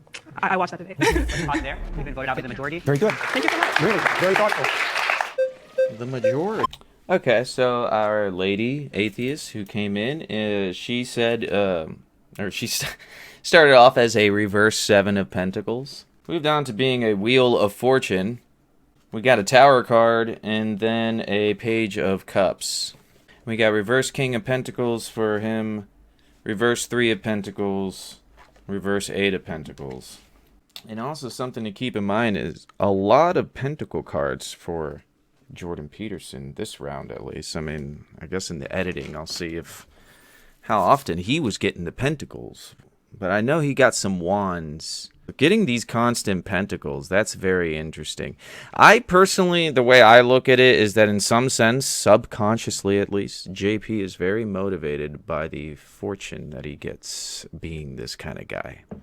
I don't think that's in the front of his mind, but it's possibly always in the back of his mind. I don't know. I'm not trying to make any hard claims here. And perhaps that's why we got a Tower card in the first place over here, because I think some of these foundations are starting to be at least more apparent. And luckily that brilliant lady came in to kind of bring that out. So I mean, Jordan Peterson ended with a reverse 8 of Pentacles. I think that just has to do with the fact that I think he's kind of aware of how out of his element he kind of is, even though this is sort of his element, debating a bunch of fucking young people. So we got a reverse King and a reverse 3 of Pentacles. What does that say, at the very least, about this debate topic? It's weird when these intellectuals come out and criticize religion. But it's also weird when intellectuals come out and defend it. It's just not a debate worth having. Spirituality, truth, religion, all of these things are very personal journeys. You shouldn't be on the internet debating these things. It kind of makes you sound very insecure in what you believe in. And maybe that's why he's got the reverse 3 of Pentacles, right? He's just a little too committed to that bullshit and doesn't understand how that's holding him back. In a sense, what we could look at that reverse King, and maybe we could see that alongside the Tower over here. After, especially like following Parker having a reverse Tower, and now she has a standard Tower, I think that's really all it took, right? Oh, and it looks like Parker, is that Parker right there? Yeah, I think he's running, so that'll be interesting actually. But I think this idea that we should look to Jordan Peterson for wisdom and intellect and debate in some way, that is dismantling heavily. If you're a Jordan Peterson fan, or if you're a fan of what he's saying right now, then perhaps that's not the case for you. But otherwise, if I were to just like take all of these cards, I would say that this is kind of how this is going for him. It's basically this right now. These folks are the Towers, and he is a reverse King of Pentacles right now. Now, the fact that she ended on a Page of Cups, we could take that literally, possibly, that, it's just a matter of, okay, now it's time for Parker to come in. I think that's Parker running up. I think he's going to make it to the chair first. Fingers crossed, right? But like, okay, now it's time for Parker to come in and just, kind of like drive home your point maybe, or just like get that extra oomph. But she was the tower, and I think she's just making room for someone else now to continue doing the work. And she got that Page of Cups as a way to bow out, let someone else, continue the cause. Hey, Dr. Peterson. Nice to meet you. What's your name? Danny. Danny. You're saying atheists worship things or people or places, whatever. Can you be very clear about your definition of worship again? Attend to, prioritize, and sacrifice for. Okay, that's it. That's your understanding of worship. Well, I can flesh it out, but that'll do for the time we have. Okay. Do Catholics attend to Mary? Oh, yes. Okay. So do they fit that description of worship? Yes. So you would say Catholics and other people that revere Mary, like the Eastern Orthodox tradition, worship Mary. Well, they might not put her in the highest But place. you would put it that way. No. You just said it. You're taking it back There's now? still a hierarchy. Okay, there's a hierarchy, but within There's something at the top. All right, you can worship things Mary is below. quite a ways up the hierarchy, but not at the top. Let's go over your definition of worship again. What's your definition of worship? Attend to. Attend to. Prioritize. Do Catholics and sacrifice for. What do Catholics attend to? Do they prioritize Mary over all other human beings? No, I didn't say overall, did I? I didn't add that to my you definition. understand. I said there was a hierarchy as well. You attend. So you can attend to something trivially, or you can attend to it deeply. Okay, now you're adding stuff to the definition, but your original I definition. added the hierarchy part at the beginning. Are you just familiar? didn't understand it. Are you familiar with the Immaculate Conception? Why is that relevant? Because you go to a Catholic church, don't you? Or you've attended recently. You're interested in Catholicism, aren't you? Sure. All right. Are you familiar with their doctrines? Somewhat. Okay. You're Their familiar. doctrines are How do very they regard Mary? Why are you asking me that? Because you're a Christian. You say that. I haven't claimed that. Oh, what is this? Is this Christian versus atheist? I don't know. You don't know where you are right now. Don't be a smartass. Well, And I mean, either you're a 'cause I Christian won't or you're talk not. to you if you're a smartass. Oh, either you're a Christian or you're not. Which one is it? I could be either of them, but I don't have to tell you. You don't have to tell me. I was under the impression I was invited to talk to a Christian. Am I not talking to a Christian? No, you were invited to. I think everyone should look at the title of the YouTube channel. You're probably in the wrong YouTube video. You're really quite something. You are. Aren't I? But you're really quite nothing. Right? You're not a Okay, Christian. I'm done with him. Interesting. I mean, he has a reverse 5 of Wands and then a reverse Queen of Swords. There we go. We're getting that tower up, because even though Jordan Peterson, all he had to do was say, well, fuck you, pal. You can fuck off. I'm not going to talk to you anymore.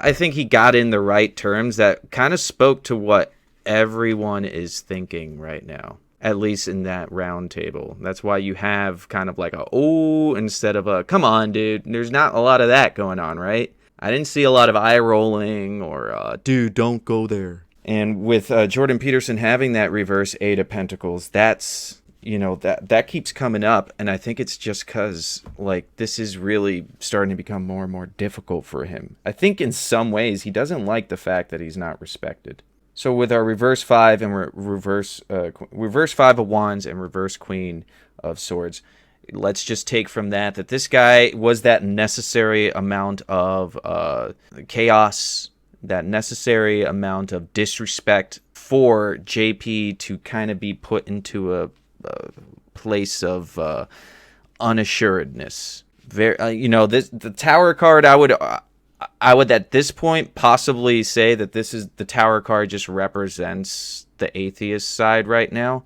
In the interest of this debate, I would rather just give everyone their own card and see what shows up. But that is very interesting to me.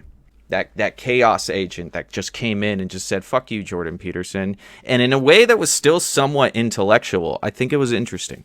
Literal chaos, like how the hell do we know what the hell this topic is? Because I remember this was originally one Christian versus 20 atheists.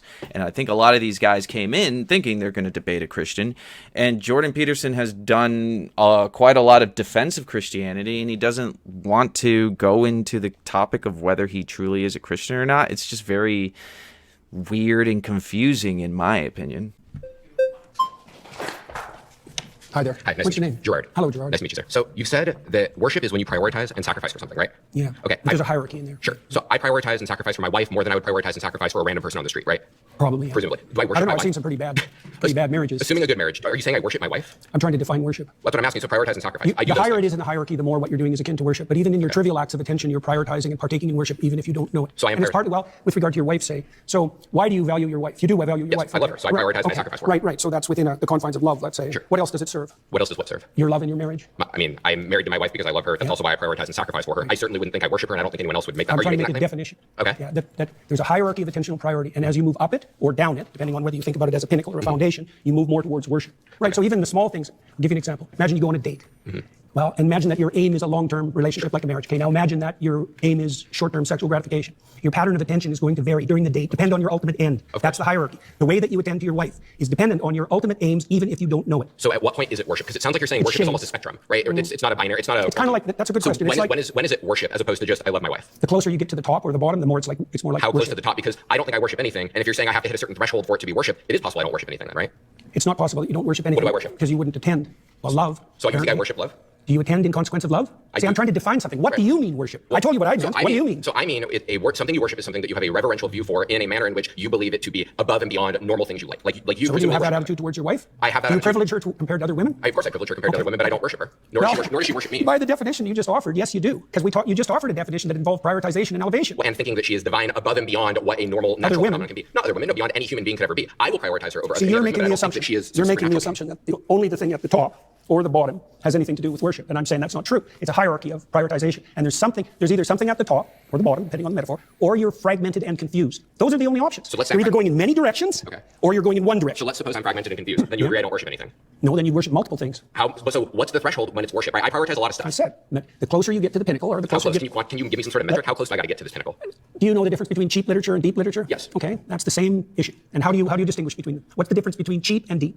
I mean, it's really an opinion-based thing, right? So it's just an opinion that Dostoevsky is better than a porno magazine. Well, I've spoken to people who think To Kill a Mockingbird is cheap. It's one of my favorite books. So, I mean, people will differ on opinion. Just because people are stupid about things doesn't mean that their opinion is valid. That's certainly true. Let me ask you, okay, well, do you think there is a hierarchy in literary quality? I think that there is a hierarchy to an extent in literary quality, but I think once you get to a certain threshold, it is just opinion. Like, I agree, Dostoevsky is better than a porno mag, but is F. Scott Fitzgerald better than Ernest Hemingway? I don't know. Yeah, fair enough. Why do you think that? Because of what a book is, what literature is. Dostoevsky, he follows what literature is the purpose of more than the porno magazine. Okay, good. Well, so it's about purpose so let me, sure. Let me give you an analog then. Okay. The depth of worship is analogous to depth of literary significance. And the closer you get to what's deep, the more religious and worshipful your practice. So and maybe you don't know what's at the bottom, but something needs to be, or you're confused. Well, so to use your analogy, then how deep do I have to go for it to be worship? Do I have to be Catcher in the Rye? Do I have to be War and Peace? Or depends on what you're seeking for. I'm seeking to know whether I worship something. You claimed I worship something. And if you want to have a deep and meaningful life, then you have to go all the way to the bottom or the top. And insofar as you're capable of doing that, because otherwise you'll be fragmented and miserable and anxiety-ridden and hopeless. So I have to worship something to have a meaningful life. There's no difference between those two things. Okay. They're the same thing. So if I don't worship anything, my life will not be meaningful, correct? Well, that's the definition of nihilism. Okay. So if I'm a nihilist, I don't worship anything. That's true. And then okay. You just said everybody worships something. I think you just agreed there's a class of people that doesn't. Well, they're incoherent in their worship, and hand gestures like that aren't going to help. All right. Yeah. Okay. Look, if you're incoherent and fragmented and aimless, which is what happens if your objects of worship are unstructured and chaotic, then you're going to be anxiety-ridden and without hope. That happens. That's a technical argument. But there's happy nihilists.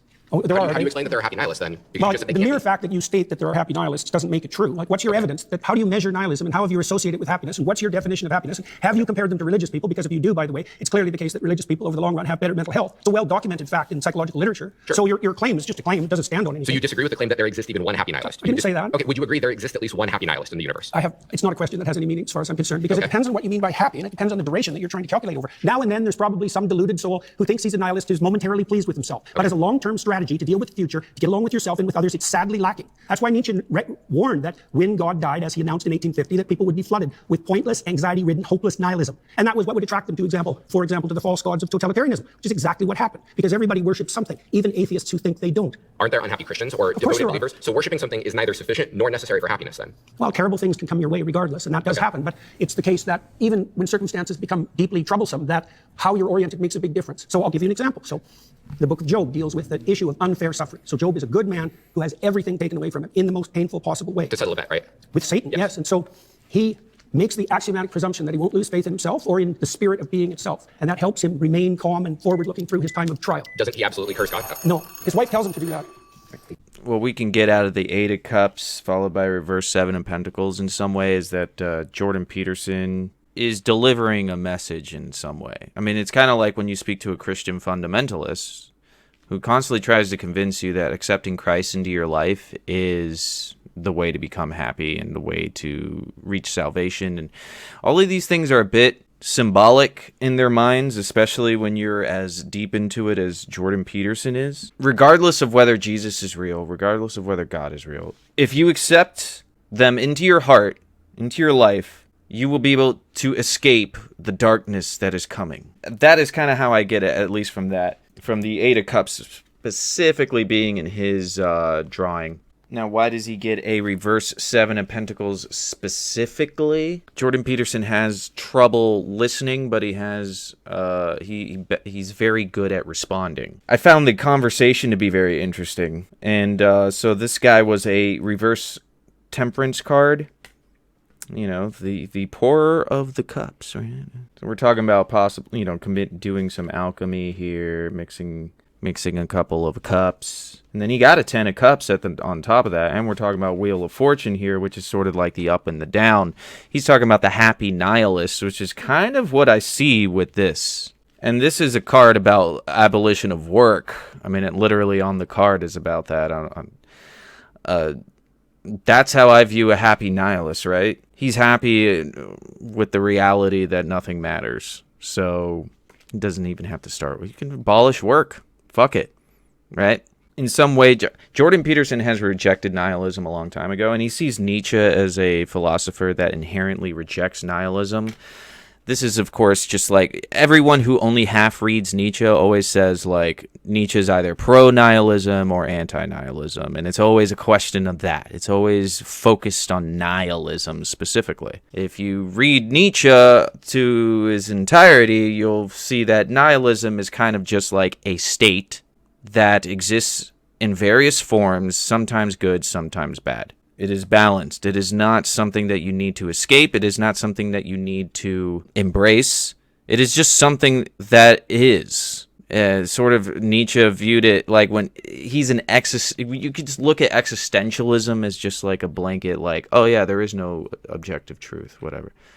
But I think Nietzsche was very focused on that. There is no objective morality beyond good and evil. And also, he viewed passive nihilism as different from active nihilism, and he seemed to have a fetish for active nihilism. So I cannot really be one of those people who says that Nietzsche's anti-nihilism. Nietzsche just kind of sees the herd as incapable of being nihilistic, because they're going to worship someone who can take them away from all of that. This is something that has existed for centuries. We don't need God, right, in order to believe that when we die, something happens, right? Or that there is an immortal soul of some kind. It's just more complex. That's the way I look at it. It's not that I disbelieve the soul. I just think it's more complex than what these like religious people who are holding on to traditional ways of looking at God and all these things. I think these folks are holding themselves back. But let's not get too deep into that, right? I'm just trying to focus on the cards. And I think that is somewhat of the type of questions that this guy is proposing. The elephant in the room here is that Wheel of Fortune keeps showing up for these guys, which is interesting because, you would think Jordan Peterson is the one dictating these things, but in some way the nature of how this thing is put together, for sure, going to lead these guys to be more so the ones who decide where the debate goes. He just has to respond, so it kind of makes sense in that way. They're making good points, and he is a smart guy. Let's not forget, Jordan Peterson, I think, has a PhD. He's not dumb. So what they're saying probably resonates in some way, and it may take a while for it to build up in his subconscious enough so that he's actually taking it to heart, but there's no way that it's just completely going over his head. Thank you. Yeah, good. My final claim is that atheists accept Christian morality, but deny the religion's foundational stories. Hi there. It's very nice to meet you. What's your name? I'm Ian. Hi, Ian. Yes. So God says that you can own people as property. He says that you can beat them with a rod too. He commands genocide in Deuteronomy and in Numbers and in Samuel. I mean, they have a goddamn baby barbecue in Numbers. Like, is all of this in line with Christian ethics? No. So then God doesn't fit within Christian ethics. Well, the biblical library is a continuing story, and everything written in it has to be contextualized by the entire text. There's 65,000 hyperlinks in the biblical text. And you can take pieces of it out of context and criticize them, and that's what you're doing. But that's a mistake. I think it's an analytic mistake because you're putting the cart before the horse. I really don't think so. I think that if we say that something is Christian ethics, then I think that all of the books essential to Christianity would fit with it, especially if it's like the main character. When we're talking about how do you deal with God, the morality of war? So, how do you think you should deal with the morality of war? Sure. Because I feel like the morality, like I feel like Christian ethics, like this is kind of, I guess I just think it's like kind of an absurdity to say that God doesn't fit within Christian ethics. But sure, well, we can go on my ethics. That's totally fine. I don't know what you mean by an absurdity. What game are you playing with? Well, I just think that it's an absurdity to say that the Christian God doesn't fit within Christian ethics, that like the Christian God isn't like Christian ethical. I said that the specific statements that you made don't take the context of the stories into account, and so that your analytical approach is faulty. Sure. Don't put words in my mouth. Sure, then let's go through the example. Yeah, so, and I apologize. So let's go through the example. So in 1 Samuel 15:3, God says, go and slaughter the Amalekites, slaughter the men, the women, the children, the infants. What's the justification for that? Is that in line with Christian ethics? That's a good question. I don't really know what to do with the terrible, blood-soaked, saturated history of the human past. I don't know. And I don't think anybody knows. I mean, what you try to do in your own life, as far as I can tell, is to conduct yourself in a manner that makes such things much more unlikely. I totally agree. We're all saddled with the problem of the catastrophes that got us here, aren't we? Yeah, but this one was commanded by God. That's the problem. That's what differentiates it from anything else, is that this one, it's God saying, go and do this atrocity. Do you think that there's ever such a thing as a righteous war? I'm skeptical. I'm not sure. It would probably be situational. Well, right, fair enough. But this one certainly wasn't a just war. The context for the Amalekite slaughter is that 400 years earlier, they fought one battle, which they lost, and God says, that's it, I'm going to wipe them off the face of the goddamn earth. And then 400 years later, he commands the Israelites to genocide their great-great-great-great-great-great-grandchildren. That's not a just war at all. And also, a genocide is not a war. Well, genocide can be a war, but... Absolutely not. Look, the genociding of the Amalekites, the men, the women, and the infants, that's not a war. The infants aren't combatants. Look, I already said that it's very difficult to look at the blood-soaked past and to know exactly what to do about it. The answer I gave to the gentleman who was sitting here before you is that it's necessary to read a text like the Bible at all of its levels of analysis simultaneously. And there's a directional morality that emerges across time that has its roots in the Old Testament, for example, with its restrictions against murder specifically, that makes itself manifest in the Christian texts as the insistence on voluntary self-sacrifice as the foundational belief. That's a profoundly anti-violence ethos. Do you have the belief in your theology? Well, what do you think of that? Wait a sec. Now, redress what I just said. So I'm about to address it, but I'm addressing it with a question. Do you think that God is by his very essence perfect? You'll have to provide more. Sure, just like maximally great and all I the think great it's a making qualities. Sure. Yeah, like flawless. Yeah. So does a flawless thing change? Does a flawless thing reveal like more and better information over time, or would a flawless thing say, here's what's good, here's the absolute good thing to do at all circumstances in time? Well, we know some of that. Wait, Tell so the truth. That's one. That's totally fine, but no, you don't get to say over that. That's totally fine. It's a straw man of my position. It's a straw man of the argument. So wait a sec. You said find one maxim that's transcendent across situations. I didn't say any of those words. I'm not sure what conversation you're part of. Don't be a smartass. I'm sorry. Seriously, I mean it. If we're going to have a serious conversation, conduct yourself properly. Okay. Rephrase your question because I must have missed it. I tried to answer it. So in my mind, I guess by my lights, a perfect being doesn't change. A perfect being, if they're maximally good, maximally moral. Does our understanding of the perfect being change? Our understanding might, but how do we distinguish? Well, I agree. How do we distinguish between that though at the human level? How do we distinguish between our transforming understanding of perfection and perfection itself? We can only see through our own lenses. Presumably, a perfect being would be revealing all these aspects all the time, especially if God's outside of time. I don't know how a God who's outside of time is revealing different things at different times. That just seems like incoherent to me. Imagine something that's perfect and complete. Okay, and it's trying to communicate with creatures who are anything but that. Well, they're going to get it wrong. Okay, now wait a sec. Do you blame that on the interpreters or the phenomena itself? Like, for example, are you perfectly attending to your conscience? Hold on. At the point in time when God is literally the one who created us, he could have created us in a way where we would always be receptive to these principles, where we don't have to go across like a learning curve where, maybe we'll understand like thousands of years in the future, maybe we'll do it. Also, if you believe in an all-knowing God, then free will is impossible because you threw free will into the mix. Well, that was the answer to your question. Yeah, you said, why wouldn't God... Well, 1,000 years of deep thinking philosophers would disagree with you. Yeah, and 1,000 years of, or at least like the last 50 years of philosophers would disagree with you. These analytic philosophers, people like Graham Oppie make arguments about the incompatibility of omniscience and free will, that if God created this world, if he chose this world instead of that world, then he makes it causally inevitable every single action that you were going to make. If he made a world where we were just electrons in love, then none of this would have happened. But by making us in this world, knowing exactly what's going to happen in the future, it makes all of those events inevitable, which means that they're all causally determined, which means that we have no free will if you believe in an all-good God or an all-knowing God that made everything. Well, have it your way. Okay, cool. So then free will of the Odyssey fails. Well, it fails for you. That doesn't mean you've disproved it. I mean, you tried to make you tried to make a case for a causally deterministic universe. I don't think there's any evidence for that at all. Do you think that God could have created a different universe than the one that he created? I have no idea. Okay, so then there's going to be a double bind, right? So either he couldn't have done it, in which case he lacks the power, or he could have done it, in which case we don't have free will, because he chose this world instead of that world, making the events of this world instead of that world inevitable with his infallible knowledge. I don't understand where you're headed. Which means that the free will defense fails. Like all this, like under your view, if you want to have it fail, no problem. I don't know why it's relevant to the issue. Do you acknowledge that under your view? I kind of feel like this Four of Cups card is speaking to me right now. Like, I really don't care about where this is going, right? This particular... This I thought had to do with our boy over here, the atheist, and in some ways it probably does. I think subconsciously this guy is just like, is this it? Is this really all that we're gonna? You just keep every time I challenge you, you're just like, well, I don't know. I can't say that. I don't know. It's a bit boring, right? That's not. Where are we? I'm excited here. I want to talk about the temperance. I want to talk about, Seven of Cups, inverse Seven of Cups. I want to talk about how, like, maybe in this case, it's like the temperance. We're mixing Seven of Cups with Four of Cups. Probably, right? We're hoping for something better here. This is what we all wanted from this conversation. From these conversations that are going on. We want there to be something better than what we're getting out of this. So maybe this guy is helping me see this.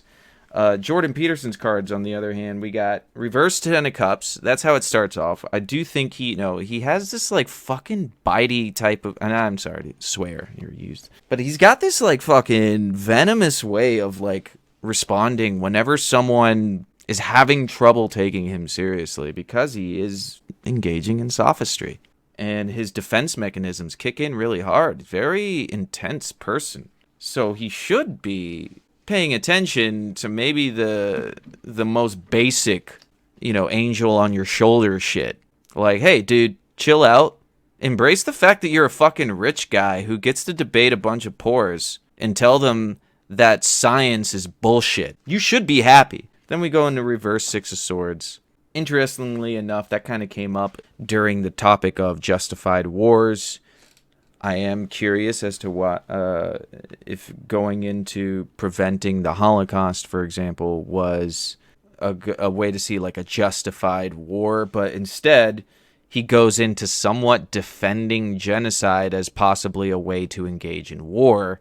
It's not just the Six of Swords. This is a card speaking specifically to a philosopher who was a member of the Nazi Party. I wonder if you could see that. Whatever, it doesn't matter. Martin Heidegger. And you could kind of, Jordan Peterson, for all of you who don't know, is very into Zionism.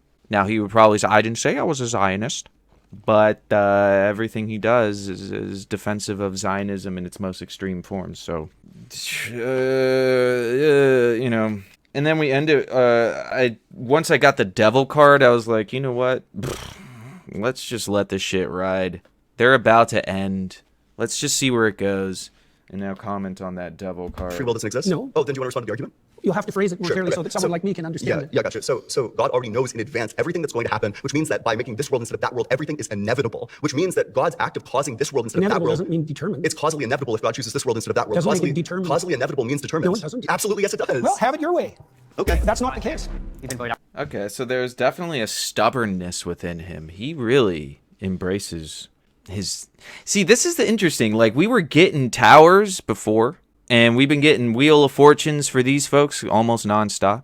And I think the one thing that is going to keep Jordan Peterson from letting that tower kick him in the balls is himself, is his internal devil. His love for just being this kind of debater. Do you think Jordan Peterson has a lot of difficulty letting go of some of the things that give him pleasure, at least on a conscious level? It's kind of ironic, right? Because his whole thing is about, like, rejecting the material, rejecting empiricism, all of these things because, God or whatever. And this is a guy who did, fucking get benzos out of his system, but he had to do it by inducing a coma from an experimental treatment in Russia, as opposed to just, strongly getting through it. And I think that does make a difference in someone's life. I think Jordan Peterson has difficulty thinking clearly. And by not going through those withdrawal symptoms naturally, instead of finding a way to medically escape from it, which could have killed him, but it didn't. It just put him through some kind of weird phase, and he's now suffered from some level of brain damage that he may or may not be able to ever recover from. I don't think the fame is helpful for that. I think fame is its own type of brain damage. Because of that, Jordan Peterson is forever stuck in the specific part of his brain that created that addiction in the first place. Now, it's not the same kind of addiction as, like, you seek out a drug and you just keep doing it because you're trying to escape. But benzodiazepines are used to treat anxiety disorders, typically. So it is at the very least mental illness that you're trying to escape from by using a drug. I guess he is a psychologist. He should have some understanding about how very addicting they are. He is not a neurologist. He is not a pharmacologist. He is a talk therapy psychologist. So he may not have been too aware. He probably just trusted his colleague that gave him the prescription enough to think that if there really was an issue, he would simply... I don't know. It's hard to say, right? I mean, can we trust Jordan Peterson's... I'm not going to go too into that. Now by the majority, please return to your seat. Jordan, nice to meet you. Very zippy. What's your name? I'm Liam. Hi, Liam. How you doing? I'm doing well. How are you? Not too bad. I'm Good. surrounded by atheists. My question to you, let me scoot in, would be, what does it mean to accept Christian values precisely, or Christian morality? It means to aim up as hard as you can, no matter what happens to you. Okay. Okay. So I think that that's a very broad definition of what Christian but it'll morality come is. in handy at some point in your life. Right. But I think that many different disciplines and theologies. Well, you asked for a truncated answer. I mean, there's other ways of representing the situation, but I wanted to give you something that was kind of foundational briefly. Yeah, that makes sense. It doesn't mean it's, exhaustive. Yeah. I could say that you would have to believe that Christ is God and he died for your sins. Right? But that's, in a very difficult way to understand, that's the same claim. Yeah.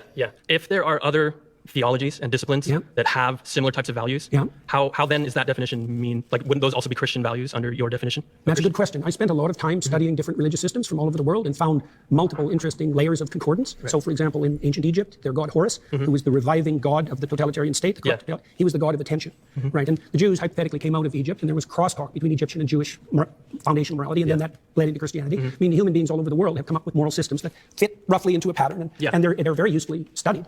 Now, I learned a lot about Christianity by studying Taoism, for example, like a lot. So I think you can make a case that Christianity formalized the landscape of good and evil more comprehensively and in more detail than any other religious system, and I think that that's part of the reason that it defeated paganism and spread so broadly across the West and is still dominant, still understructures our culture, for example. The way you feel about Horus or Taoism or something is how I feel about Christian morals, I think. Yeah, but how do I feel about them? Well, that you took inspiration from them, you learned from them. Maybe, that's a good start, because I would say that actually constitutes belief.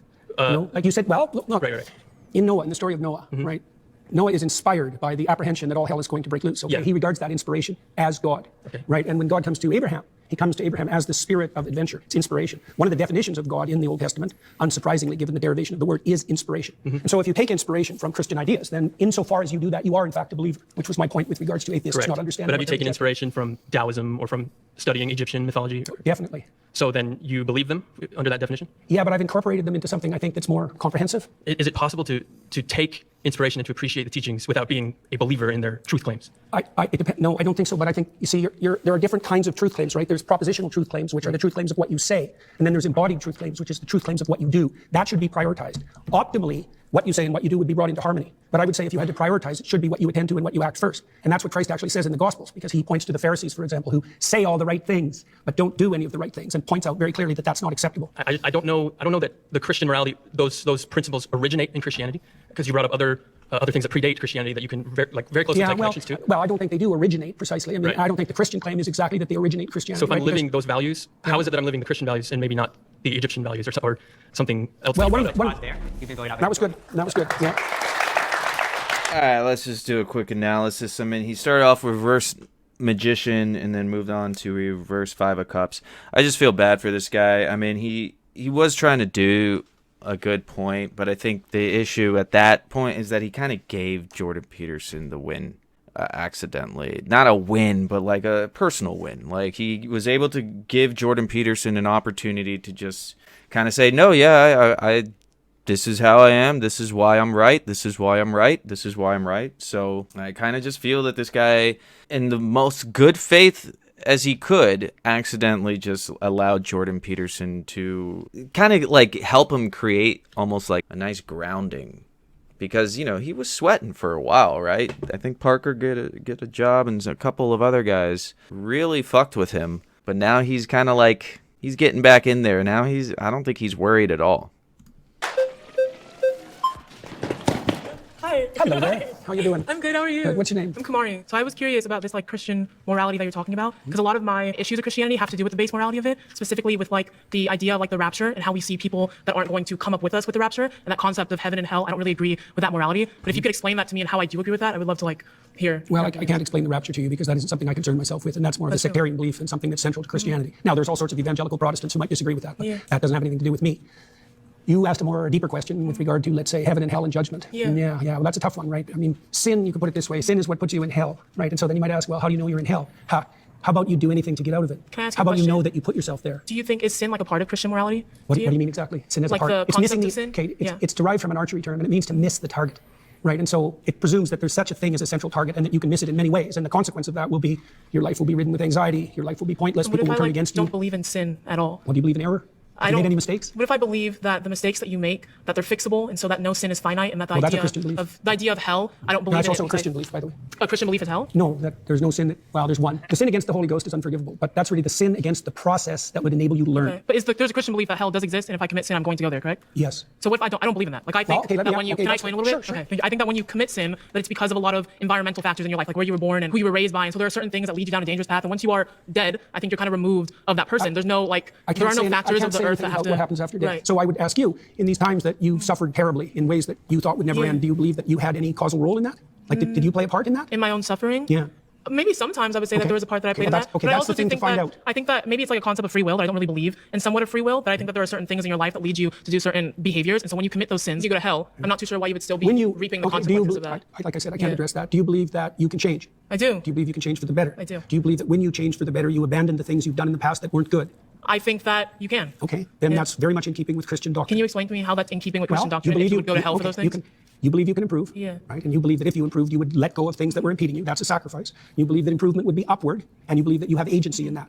Yeah, those are all Christian presuppositions. I guess like this, maybe we have different opinions of what Christian morality is. Yes, sounds so like I think it. that my opinion of Christian morality is something that I don't really agree with, and maybe you would define that as like the foundations Well, of let me Christianity. give you an example. So if you want to atone, which means to unify yourself and unify that with the world, then the first thing you have to do is figure out what you did wrong and admit it. That's a confession. That was good. Thank you. So we started off with a reverse Queen of Pentacles to a reverse Emperor. And the way I see it is that she's like one of the few atheists who kind of came in sort of like arguing on atheistic ways of looking at the world. You'll notice with a lot of these other guys, they were a bit too much like focused on his bullshit, which is of course normal because they're all these questions are kind of like around this sort of woo-woo-ness in the first place. Like, you kind of have to meet him halfway in order to have a conversation with the things he's saying. I think in some ways she looks at Christianity as inherently dogmatic and controlling and a dictatorship. She got a reverse emperor for that. I think she does not respect the emperor. She does not respect God and his image and all these things that we equate to God. Authority. You know, she doesn't like any of that. She is a true atheist. To him, I was pointing to the Tower card as he was talking about. He's trying to take sort of like the question of skepticism, or like the ethic of skepticism, and trying to say that that's actually a Christian way of looking at it, which I do find to be just I wouldn't even say reverse Tower. I would say perversion of Tower. You know, perversion of Christian morality. So, like I said, I'm not trying to be biased, just trying to tell you what the cards are telling me. Nice to meet you, too. I picked Xena because I think she asked genuine questions and wasn't trying to win. Okay, well, hello Hi again. there. My claim is Jordan Peterson's framework for understanding Christianity is probably not the one that the Bible intended us to use. In regards to the way that you interpret the Bible, I don't see, you have said in some circumstances that there's not a way to kind of say whether or not ontologically the historical claims made by the Bible are true. Like, for example, I was booing him, by the way, not her. I think she's great. Not trying to win. That's all you're doing. Do we need to go back and just like, do I need to do a different video and just talk about how you're definitely trying to win? Because I'll do it. Maybe. the story of Cain and Abel. You said that this story is like a meta-truth in the sense that it exists all throughout time, culturally. And the way that you define meta-truth, I don't see a distinction between that and like a metaphor, right? But and you also said you cannot say whether this story was true. You can say that it exists eternally, metaphorically, but you can't say that it's true. And if you can't say that there are historical facts being said in the Bible as stories that weren't really said with much ambiguity, how can we say that we can understand the Bible in the way that it's meant to be interpreted? Like, if you cannot make any claims about these stories, right? You don't know the true or false. How do you know that your interpretation is the correct way? See, that's why I picked you. You ask intelligent questions. Thank you. Yeah, that was good. What do they say? By their fruits, you'll know them. Okay. Right. Well, so one of the things I look at is the impact of what I'm doing. Right. And so I know a lot of evangelical Christians, a lot of Catholics, a lot of Orthodox Christians, a lot of people from other faiths. And they told me, like many of them, that they found my interpretations very helpful and that it deepened their faith. And so that's interesting because I wouldn't have necessarily expected that to be the case. And I've also talked to thousands of people who told me that they came to understand the foundational stories of their culture better as a consequence of listening to me, and that they did everything they could to sort out their lives and that it worked. That's many different pieces of evidence that all converge on something like the practical and conceptual utility of my approach. Now, is it the same?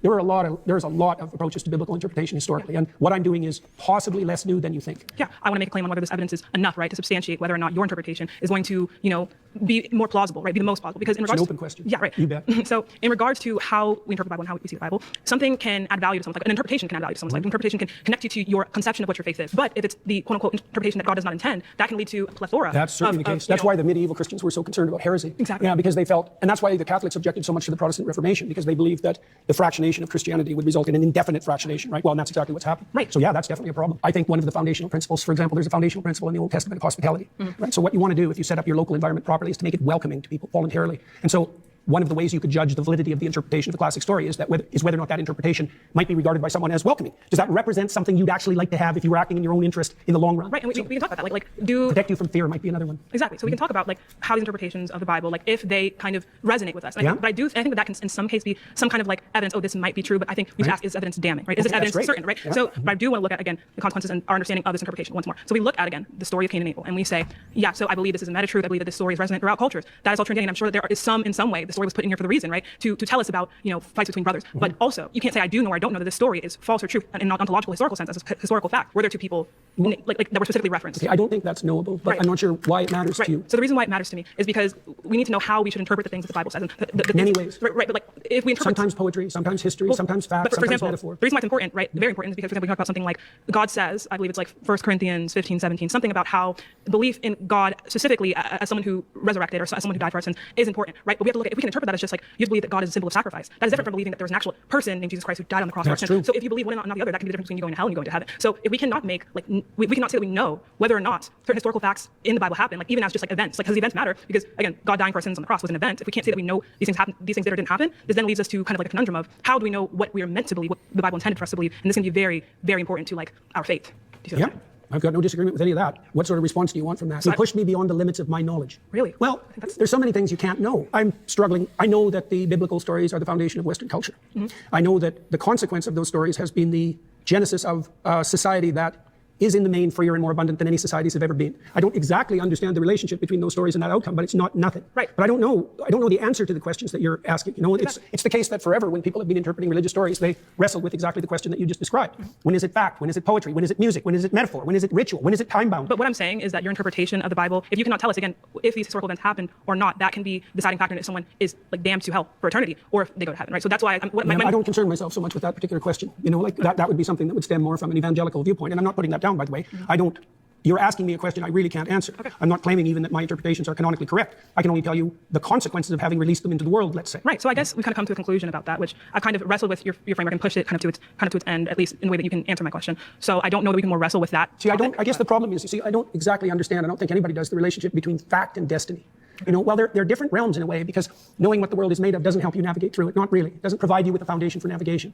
But knowing the facts of the world is obviously useful. And the relationship between those two things, part of that's the mystery of Western civilization and the continued competition between science and religion. To bridge this kind of understanding between fact and destiny is an important question that the burden is on Christianity to answer, and specifically interpretations of Christianity. And if we can't do that, why is the burden on Christianity? Because it posits, right, that this interpretation, right, is going to be a way to understand God. But if it's faulty, right, that can what evidence would you accept? That would be an interesting question, because I've seen people try to answer the question, and I've never really been moved, because I can always attack, and it kind of gets to this point where the answer is I don't know. Well, here's an answer. Pause there. I'm sorry, that's time. Okay. Well, thank you so much for that. Well, I definitely picked the right person. Thank you. That was very good. Thank you so much. Very good. I don't like talking to win, but there were portions of all the conversation. Okay, well, I decided to draw one card at the end. Now, one of the cards that kind of popped out, but you didn't see it on the camera, so I decided, I'm not just going to try to imply that this card is for sure what popped out, but so that you understand, it was a 5 of Swords. But now, what we have to conclude Jordan Peterson on that topic was a reverse 10 of Swords. And he's a Gemini, so, 2 5 of Swords make a 10 of Swords, am I right? And you know what? In some way, I think the Tower for Jordan Peterson did kind of come out in some fruition. Not just because the 10 of Swords is telling me that, not just because the 5 of Swords was telling me that. He was a Wheel of Fortune and a Chariot against this lady, for sure. I mean, Wheel of Fortune, I think, makes sense that he finally got a Wheel of Fortune card. It makes sense because the question is posed to him as opposed. And he gets the Chariot card because I think it's funny that near the end he was more like, well, I don't know, actually, yeah, blah, blah, blah. That's why you're a good question. It's because really he dives, his intention is to win. He fucking goes in immediately trying to win. But in this case, he actually didn't know what he was talking about. Doesn't know enough about what he's talking about. If you're really into this type of stuff, if you want to take apart religions and apply them to your own life path, your own spiritual world, you're not going to be doing what JP does, right? You're not going to be debating atheists and trying to convince them that somehow they're wrong. So she started off as a reverse judgment card, which is interesting because that's literally what the question is doing. It's judging his ability to understand Christianity in the same way. It's a reverse judgment, and also this is a bit of a backhanded judgment It's like, Jordan Peterson, you don't understand Christianity. But the way I'm going to say it is that you don't understand Christianity in the same way that Christians do. I think it's because she's heavily judging him, as well as everyone else, for coming in, defending Christianity in a way that no Christian, or barely any Christian, ever defends it. It's just, it's frustrating and annoying. So her reverse Page of Pentacles and her Knight of Cups here, I think she is properly deconstructing his views, and I think she's doing it in a way that's still open-minded enough, but not giving in any way. Like some of the other atheists, their biggest issue was the fact they were just constantly arguing in a way that kind of gave him a little bit too much comfort. She's not doing that, and in some way he respected that. I still would have liked to have seen Parker. Just because what I like to see when it comes to these types of debates is I just want to see someone destroy someone. In my mind, I just don't see Jordan Peterson's perspective as anything that I could really get much out of at this point. Like I said, I've consumed every single Jordan Peterson video that's out there on YouTube. I actually, you could say I have a relationship with him, a very homosexual relationship with him. I'm not gay. He's not gay. He is a Gemini, so there is a gay part of him that he's either subconsciously or consciously aware of. I don't know.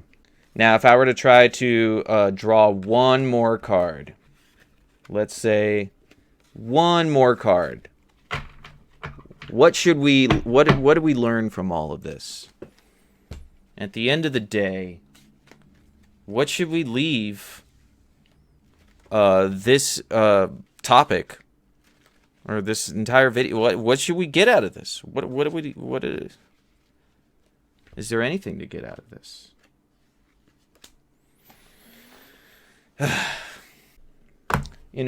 think this was just like, I think what I should get out of this is that it was stupid to even ask that question. We got nothing out of this. Just so everyone sees it. Reverse 7 of Cups. Okay, well, sorry to waste your time, folks. Hopefully, smash that like, or if you disliked it, I guess, dislike the video, right? I'm not here to tell you what to do, although that would be terrible if you all disliked my video. So like it so that I can make a lot of money